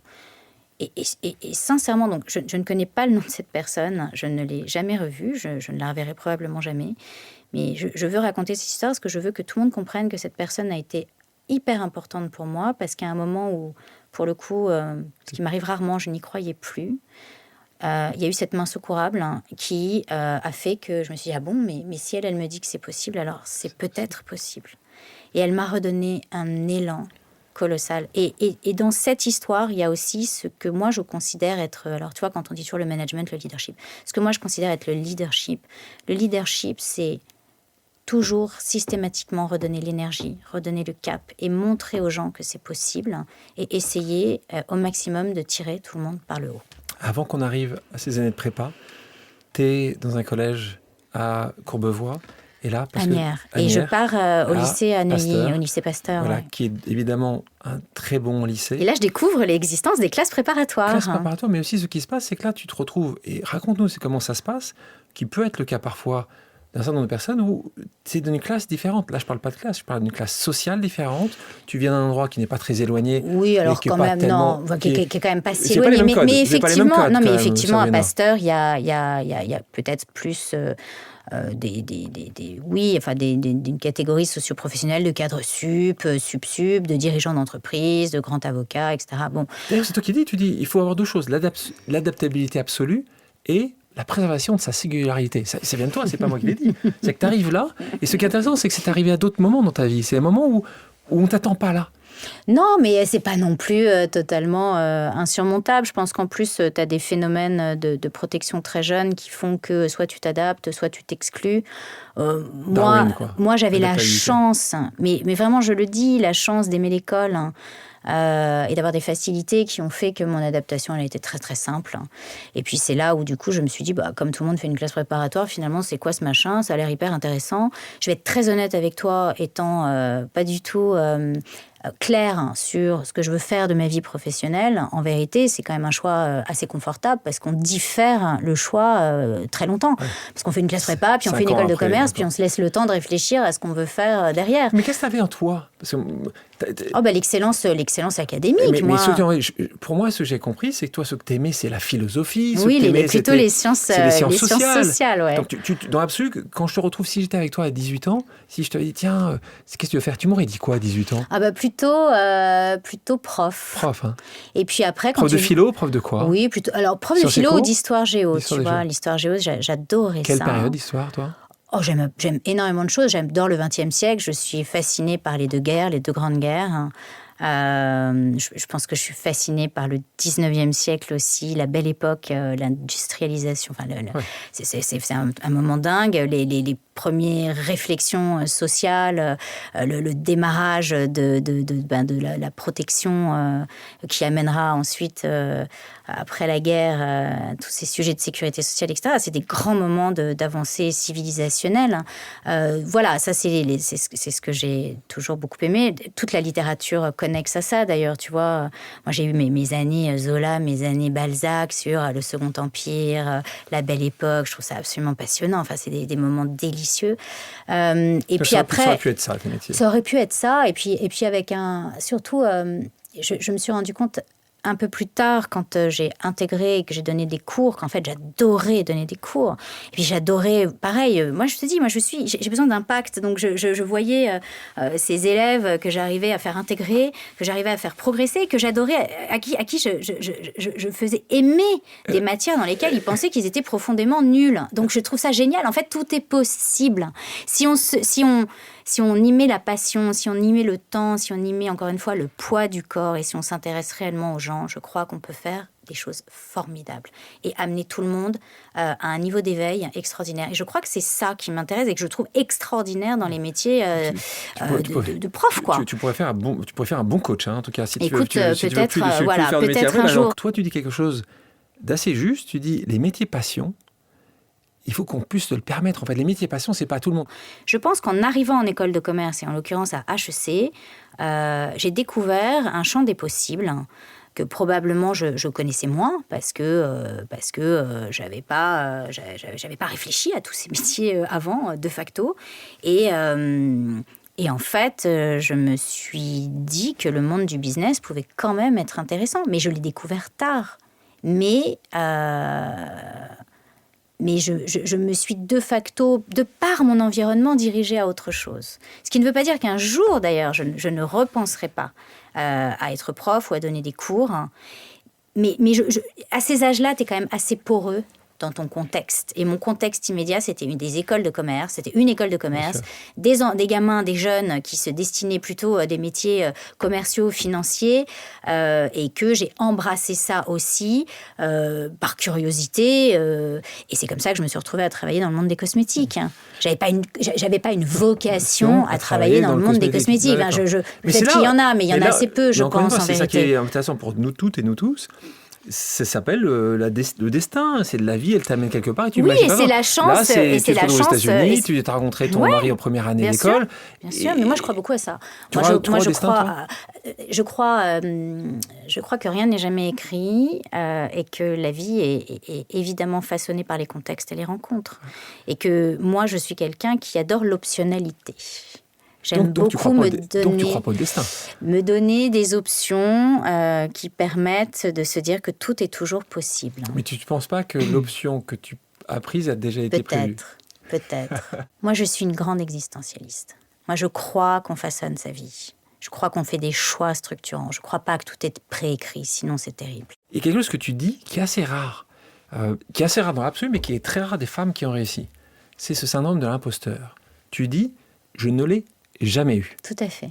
Et ça, c'est réellement, oui, jamais. Alors, à la fois, il faut faire attention parce que tout le monde va se dire, mais c'est quoi cette c'est génial, profonde arrogante. Non, parce que chez un gars, il dirait ça, ça ne dérangerait pas. Donc, moi, je trouve ça génial. Moi, je suis quelqu'un qui, évidemment, doute, évidemment, réfléchit constamment. C'est d'ailleurs ce qui fait que je pense que je me repose assez peu parce que je suis vraiment... je compartimente pas ma vie, donc j'ai beaucoup de choses qui m'étreignent continuellement d'ordre privé et pro. Par contre, justement, on en revient à cet acte fondateur de l'amour incroyable de mes parents et de ma maman, parce que de facto, elle passait plus de temps avec nous, qui est que je crois véritablement, j'ai vraiment cette conviction que tout est possible et que si on y met tout son cœur, son application et qu'on travaille, eh bien on peut faire. Voilà. On continue. Mais ça ne veut pas dire que... Tu vois, attention, je tiens vraiment à dire que par contre, je crois à la discipline et au travail. Ouais. Les choses ne tombent jamais du ciel. Est-ce que tu penses que tu aurais pu faire tout ça sans avoir plus travaillé que les autres ? L'histoire ne le dit pas, puisque j'ai beaucoup travaillé. Ouais. Donc je crois au travail. Tu penses que c'est vraiment le travail ? Ah oui, je crois que le travail est très important. Il faut vraiment... et tu vois, ça c'est peut-être, puisque tu parles de ce sujet de transmission, qui est une des vocations de cet échange, moi je crois que le travail, c'est la chose qui ne trahit jamais. Elle finit toujours... C'est une forme de vérité, le travail. Ça finit toujours par payer. Ouais. Non, je suis tellement d'accord avec toi. Je pense que c'est... Pour raconter ce qu'on veut, le talent est important. Non. Mais le talent, c'est... C'est tout petit, c'est infime. Et le travail, c'est énorme. Malheureusement, pour les gens pensaient que j'ai du talent. Ben non, moi, tu te rends rapidement compte de ça. Mais merci de dire ce que tu dis sur l'imposture. parce que en effet, très souvent, et d'ailleurs, c'est pas que les femmes, hein, il y a beaucoup de gens qui ont réussi, ils disent, tu sais quoi, ils s'excusent un peu de cette réussite-là. Moi, je trouve ça très fort, et encore plus le fait que tu sois une femme. Merci de le dire, en disant non, il n'y a pas d'imposture dans ce que j'ai fait. Moi, je me Tout ce sens que à ma j'ai- place. Exactement. J'ai mérité, j'ai travaillé. Il n'y a pas d'autre raison. Donc merci, c'est important que tu puisses le dire. On continue les pauses, cette fois-ci amicales. C'est quelqu'un qui a un ami commun qui va te poser une question. On écoute la question d'Olivier Bourran.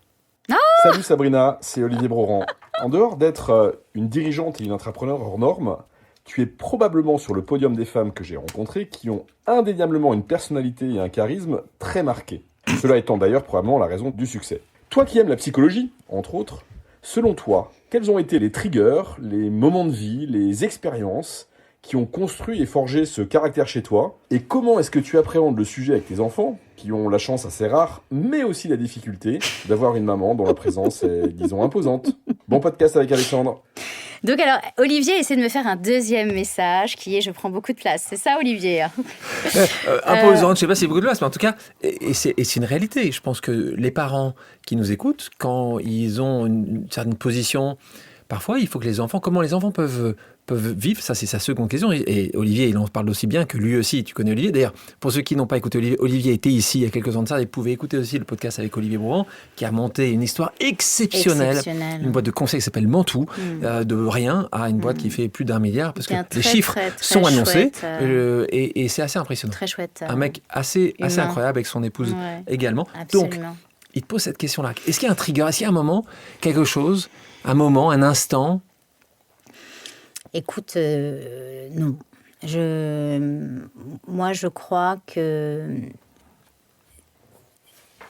ce qui est décisif dans ma vie, c'est que j'ai toujours, consciemment ou inconsciemment, été en dehors de ma zone de confort. Et que l'adaptabilité et l'intelligence des situations que demande d'être constamment en dehors de sa zone de confort et de le rechercher fait qu'on ne peut que progresser. Donc, je crois qu'il y avait peut-être... moi, j'étais quelqu'un d'assez timide, quand même joviale, communicative, etc. Mais assez timide, hein. J'aimais pas prendre la parole, j'aimais pas lever la main en classe. J'ai toujours été assez anxieuse avant de devoir m'exprimer, etc. Et comme le reste, ça se muscle, hein, comme la joie dont on parlait au tout début. Donc, pareil, dans les autres sujets que je trouve passionnants, c'était, je crois, Eleanor Roosevelt qui disait, il faut se faire peur tous les jours. J'y crois beaucoup à ça. Tu es toujours sur la Je pense sur cette qu'il ligne. il faut à chaque fois passer Pousser une un peu, étape, pousser. en fait. Et C'est pas forcément pour tout le monde, ça. mais Je c'est, suis je d'accord. crois, profondément important cependant. Et chacun le fait à son rythme. Et chacun le fait avec l'amplitude qu'il souhaite mettre dans ça. Mais sinon, on stagne. Moi, je crois que la vie, c'est le mouvement. Voilà, c'est pas que vous entendez très bien avec Olivier. Hein. Je pense que vous êtes fait de du même bois, ou je sais pas si c'est du bois d'ailleurs, ou de l'acier. Il y a Et puis quelque on a chose que- l'humour en commun, vous parce qu'il êtes- est très rigolo, Il Olivier. est très très très fun. Un autre point qu'on va aborder ensemble, c'est tes engagements. Mhm. Tes engagements qui tournent Oui. quand même énormément au sujet, Oui. et merci, des femmes, Oui. puisque tu soutiens, soit personnellement, soit à travers l'organisation, plusieurs associations, plusieurs organisations qui font un travail incroyable. C'est la Maison des Femmes, évidemment, avec Rada, qui en est la fondatrice. Que tu connais bien. Que je connais et que j'aime beaucoup. C'est Tout à l'école, Avec également, avec Tina. Et ta Fondation des Femmes, peut-être qu'il y en a d'autres, mais en tout cas, c'est celle que je voulais mettre en avant, parce que, de nouveau, c'est des femmes qui dédient leur vie, littéralement, Absolument. à pas faire plus de business, mais à construire Absolument. des outils, des plateformes, des solutions, des Tout à fait. moments, des produits Tout à fait. pour aider Tout celles à qui fait. ont moins. Tout à fait. Donc merci à ça. Donc toi, c'est logique pour toi, il n'y a pas cette réussite business sans une réussite ou prêter un peu de ce temps et cet argent à d'autres causes. C'est normal pour toi. Tu étais éduqué avec ça comme... Bon, je pense que j'ai été éduquée avec un sens très fort du fait qu'on ne pouvait pas être individualiste et qu'on était quand même, et moi particulièrement, je l'ai en plus éprouvé plus tard dans ma vie quand je suis partie travailler beaucoup en Amérique latine, du fait qu'on était quand même le fruit d'un pays, d'une culture, d'un modèle, et que la France, malgré tous les défauts de ce pays, est un pays extraordinaire, qui est un pays qui rend possible ce qui est impossible ailleurs quand même, il faut le dire. Donc je crois que je suis le fruit de ça, le fruit d'être une femme née en France, qui a, par la France, été capable de faire plein de choses. Et puis une famille qui, évidemment, mettait vraiment le collectif au cœur et n'était pas obsédée par l'individualisme. On m'a jamais dit que ma réussite, elle n'était due qu'à moi et qui j'étais, etc. Pas du tout, mais qu'elle était le fruit d'un contexte. Ça, c'est des choses, en fait, qui infusent pendant très, très longtemps. Et puis, la vie, et on en parlait tout à l'heure, l'inattendu, la rencontre, a fait que sur mon chemin, alors est-ce que c'est le destin, Alexandre? Je le pense. Mais ont été, donc j'ai croisé le chemin. La première, c'est Tina Kiefer. Ensuite, c'est Anne-Cécile Melfert. Et puis ensuite, c'est Rada Hatem. Et je vais te dire un truc très très simple. Quand dans ta vie, tu as l'honneur, la chance de rencontrer de tels personnages qui, en vérité, auraient pu faire tout à fait autre chose, qui sont des personnes qui avaient des vies très bourgeoises, très confortables, qui auraient pu continuer à vivre leur vie plaisamment et qui se disent qu'un jour, elles vont changer le monde. Je reconnais que, évidemment, ça crée en moi un sentiment de je ne peux pas ne pas être à la hauteur. Tu peux pas dire, écoutez, c'est super, continuez ainsi, bonne chance. Moi, je me serais sentie en dessous de tout. Donc, j'ai essayé de voir en quoi je pouvais être utile. Et puis, comme en plus, elles m'ont sollicité, qu'il semblerait... Enfin, en tout cas, il semblait que je pouvais leur être utile à certaines choses. Eh bien, je me suis engagée corps et âme. Et je dois dire que ce sont probablement... Tu sais, on te dit toujours qui tu admires. Moi, j'ai peu, finalement, de grands rôles modèles économiques.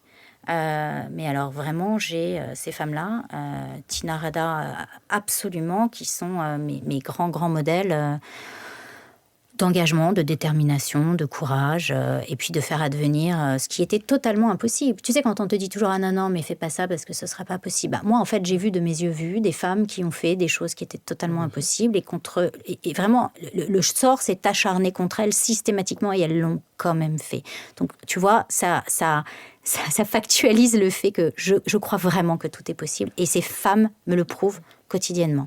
Donc moi, je les aide sur la seule chose sur laquelle je suis... C'est avec Amazon que tu ce fais... sont mes amis. Non, pas du tout. Moi, ça, là, on parle bien à titre personnel. Et puis ensuite, on parlera à titre professionnel des engagements de l'entreprise et du corps collectif de l'entreprise, parce que c'est des décisions qui sont prises collectivement, qui ne sont pas uniquement du tout prises par moi. À titre personnel, du coup, ce sont devenus des amis, bien évidemment. J'ai une relation de tendresse infinie. Et puis, je crois qu'elles m'ont rendue aussi un peu meilleure, parce que c'est bien de toucher du doigt la vraie adversité et la vraie souffrance. Tu sais, quand on disait tout à l'heure, est-ce que tu as le droit de te plaindre ? En vérité, non. Parce que quand tu vois le degré de souffrance, et je pense que toi, avec tes activités aussi caritatives, d'engagement, je pense que, voilà, on se rend compte que la souffrance, la vraie, existe. Mais moi, je les aide sur de la mise en relation et de la levée de fonds. Et on arrive à faire des choses assez formidables. Mais ça, pareil, je ne savais absolument pas faire ça. C'était pas mon métier, je n'avais aucune idée. Et puis, en fait, je l'ai fait, c'est possible. On est toute une bande de filles formidables, d'ailleurs, que je salue, qui s'engagent également à mes côtés, parce que je ne suis pas seule. On fait ça à plusieurs. Et en fait, on arrive à lever des sommes colossales. Donc, en fait, il faut y aller.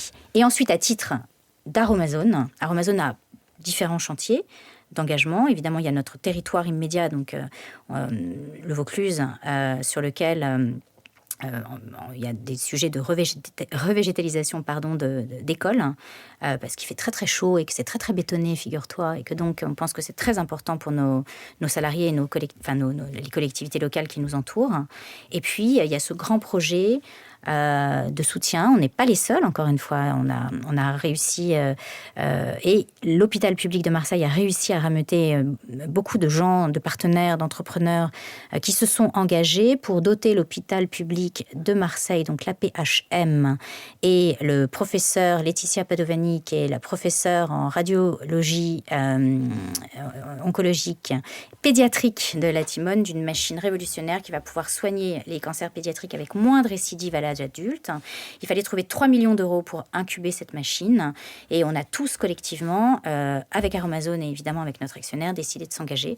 Et c'est très important et on en est extrêmement fiers. Et ça crée une fierté d'appartenance pour nous tous et pour les équipes. Et puis ça rend vraiment très concret et très utile la réussite du projet Aromazone. On va écouter une dernière pause amicale, quelqu'un dont nous avons parlé à l'instant, récemment, tout de suite, maintenant. Écoutons-la, notre amie Rada. Sabrina, ma sorcière blonde, bien aimée et si brillante, une question me tarabuste. Quand est-ce que tu vas arrêter de t'occuper de cosmétiques et de futilité et te lancer enfin en politique pour sauver la France? Dis-moi. Ah bah ça, c'est vraiment bravo. Tous les deux, vous êtes de mèche. Tu vois, ça c'est pour faire du clic. Mais j'ai rien dit du tout, c'est pas des clics, c'est ton amie. Et elle te pose une question parce qu'elle le pense sincèrement. Et on est ici pour pas avoir des fonds semblants. Elle te pose une question et je ne savais pas la question qu'elle voulait te poser. Et c'est une question, on la connaît, Rada. Rada, elle est entière. Rada, elle se dit de quelle manière une personne aussi exceptionnelle qui sait changer les choses comme Sabrina peut être encore plus utile pour les autres. Et elle, son idée, c'est soit tu t'engages dans l'humanitaire et tu rejoins ce côté-là, soit tu fais de la politique. Donc la question, c'est qu'est-ce que tu vas faire ? Alors moi déjà, je vais reprendre le sujet de... Je crois que moi, personnellement, et je crois que pour notre génération, le monde économique et la création de valeur économique peut aussi avoir un impact systémique, social et sociétal fort. Et qu'il ne faut absolument pas opposer les modèles. Donc ça, c'est absolument fondamental, il faut le dire, il faut le répéter. Si on ne reste pas sur un modèle Milton Friedman, exactement, qui dit que globalement, c'est de faire de plus en plus de profit possible. Donc non, nous, on a, je crois, aujourd'hui, de facto, et on ne va pas le développer ici, un impact très, très important sur notre territoire et nos communautés locales, et on en est très fiers. Et d'ailleurs, dans vos produits aussi, c'est ça oui, que tu veux dire. Mais nos produits, notre raison d'être, d'exister dans ce monde, d'ailleurs, que Rada appelle les cosmétiques, mais que moi, j'appelle le soin. Donc c'est déjà pas tout à fait la même chose. C'est pas le cosmétique, c'est le soin, soyons précis. Et puis je crois que c'est aussi un des enjeux justement de l'entreprise à partir de maintenant. Ensuite... Alors, la politique, ça t'a intéressé, ensuite, on verra. Ça t'intéresse ? La politique, je trouve ça absolument passionnant. Après, la politique, je vais te dire un truc très, très simple. T'en as déjà fait ? Non, j'en ai jamais fait. Moi, T'es allé sur des listes, des choses ça, pas du tout ? Non, pas du tout. Et puis en plus, je pense que il est très important de dire que de par ma fonction, c'est absolument incompatible. Oui. Absolument, c'est absolument incompatible. Mais après ? Par contre... je vais te dire, pour moi, il y a une ligne rouge, c'est mes enfants. Et donc, tant que mes enfants ne seront pas adultes, je ne toucherai pas à la adulte, c'est plus 18 ans maintenant, tu sais qu'il faut... ils ont plus de besoin plus longtemps que ça. Hein. Peut-être, mais... donc, ça veut dire peut-être un jour, mais pas tant que mes enfants ne seront pas T'es toute jeune. Des individus très matures. C'est pas... Oui, moi, c'est après 18 ans. Il y a des chances quand même. Si c'est pas de la politique... Dans un monde idéal, même pas idéal d'ailleurs, dans un monde différent. Ta bucket list à toi, c'était quoi ? Non, mais moi aujourd'hui, tu vois, c'est marrant parce qu'en fait, on est en boucle. Hein. C'est ça qui est drôle, c'est que finalement, ce sont des séances de psychanalyse intéressantes, tes podcasts, Alexandre. Mais moi, si je devais vraiment totalement m'engager un jour, ce serait pour l'éducation et l'égalité des chances. Voilà, je crois que le plus grand gâchis... c'est quand un gamin est lâché par le système éducatif ou lâche le système éducatif. Je crois que, mais même pour le pays, c'est une perte. Mais c'est une perte mais même si on est cynique, c'est une perte économique à 20 ans, à 30 ans colossale. Donc en fait, on devrait tous avoir à cœur de remettre ce sujet de l'éducation absolument au cœur de toutes les réflexions de ce pays. Tu le sais, mais je en parle là pour les personnes qui nous écoutent, et elles sont nombreuses. J'ai, avec l'équipe, comme tu dis, merci de mettre en avant les équipes, avec mon équipe, j'ai monté un projet qui s'appelle Infinite, il y a 2 ans et demi de ça, on parle d'éducation, qui va chercher les meilleurs jeunes d'Avignon, par exemple, les meilleurs du lycée, les meilleurs, qui, s'ils avaient des parents qui avaient les moyens, pourraient directement aller plus facilement à HEC, à la Bocconi ou à Oxford. On va les financer. Ouais. Donc, une Sabrina va le financer. mais ça va pas être une bourse classique, ça va être un prêt à taux zéro sans garant. Mmh. Ce jeune va aller Mmh. à la meilleure école du monde, Mmh. et comme il est à la meilleure école du monde, comme toi, il va être embauché par les Occitanes, par les Morgan Stanley, et à ce moment-là, Et il il devra remboursera rembourser. son prêt. Mais Et ça ira très vite. il remboursera pas son prêt à Sabrina. Mm. Il remboursera son prêt en effet. Mais à il d'autres remboursera- élèves. Exactement, prochain élève, ainsi de suite. Ouais. Donc Mais c'est très un modèle bien. infini. Très vertueux. Et c'est en effet ce que tu dis, l'éducation est centrale. Centrale. Tu en es la preuve. Sans l'éducation, sans la capacité de pouvoir accepter et surtout amener ces jeunes à faire là où ils voudraient aller, s'ils ont envie d'y aller, il faut les accompagner. On termine ce moment ensemble, et encore une fois, merci d'avoir pris le temps d'être avec nous. Comment toi aujourd'hui, justement, après tout ce qu'on s'est dit là, comment tu arriverais à définir le succès pour toi ? Il se définit comment le succès de Sabrina aujourd'hui ? Je parle pas de ton entreprise, mais Non, toi, c'est quoi le succès ? tu vois, très simplement, moi, je suis très attentive aux états émotionnels et être à sa place. Je crois que être à sa place, se sentir à sa place, c'est... Moi, je me sens à ma place dans ma vie aujourd'hui. Aussi bien de maman que de camaraderie, que professionnelle. Que de femmes, oui. Et que de femmes, bien sûr. Femme Donc, de Vincent, je veux de tout femme à de Vincent, fait, parce que tout sinon à Vincent va fait, m'appeler après, d'épouse, il me dit- absolument. Et donc, tout ça pour te dire que je crois que... alors, c'était plutôt la définition du bonheur, mais il y a une phrase qui est extraordinaire. Le bonheur, c'est vouloir recommencer à l'infini ce que l'on a. Ben voilà, j'en suis là aujourd'hui, dans une forme de félicité. Ouais, j'adore. Ouais, mais vraiment. Et justement, cette petite jeune femme, ou jeune fille plutôt, qui avait 16-17 ans, elle te regarderait aujourd'hui, elle dirait quoi ? Écoute, je sais pas trop ce qu'elle dirait. Elle me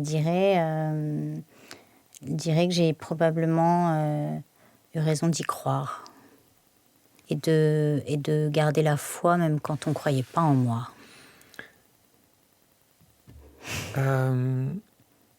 Toi, dans la pause, est-ce que vous avez une pause ou est-ce que toi, tu as une pause, un endroit en France ou ailleurs où tu dis c'est cet endroit-là, c'est ce moment-là où, et toi, encore une fois, par rapport au moment où on le voit, où tu es toujours dans l'action, où tu sais faire, où tu aimes faire une pause, c'est où ?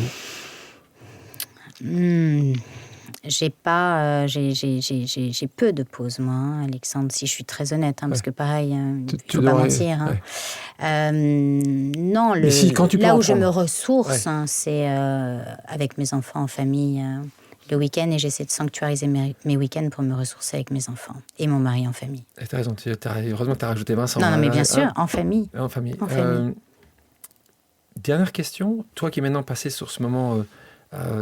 ensemble, qui t'aimerais que j'invite ici, que tu connais, que tu connais pas, en disant juste, j'aimerais bien que quelqu'un vienne ici, parce que j'aimerais bien voir ça, justement, autre chose. Mais tu sais que, je ne sais pas si tu as reçu Tina Kiefer, justement. Rada, oui.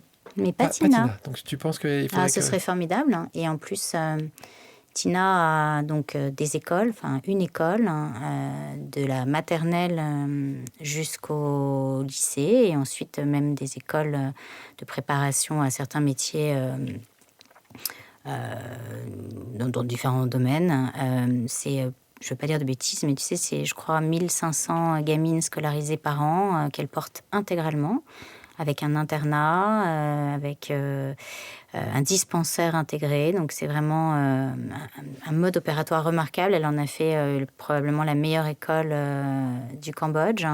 Et il y a quelque chose d'important, c'est que Tina, de façon permanente, recherche des parrains. Et il faut savoir que parrainer une petite fille et donc lui permettre... lui changer radicalement sa vie, son futur, et puis en faire des avocates, en faire l'élite de ce pays.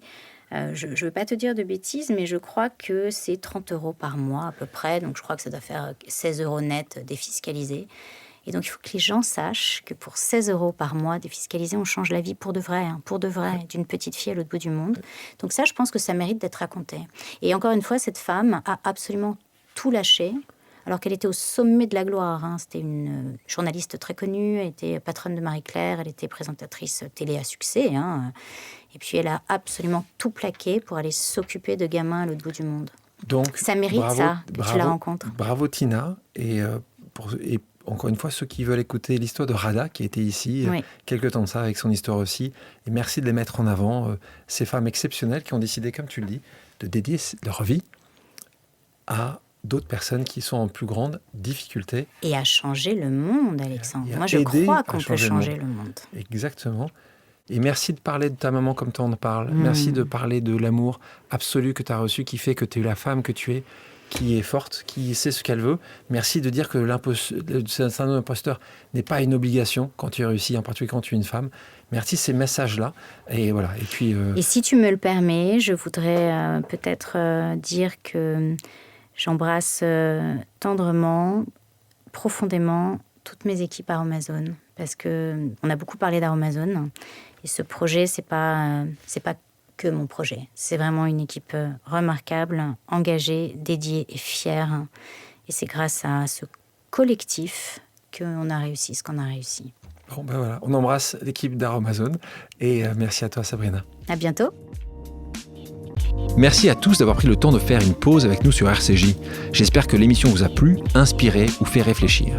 Si c'est le cas, je compte sur vous pour soutenir Pause sur radio-rcj.info ainsi que sur toutes les plateformes d'écoute. À bientôt sur RCJ pour un nouvel épisode de Pause.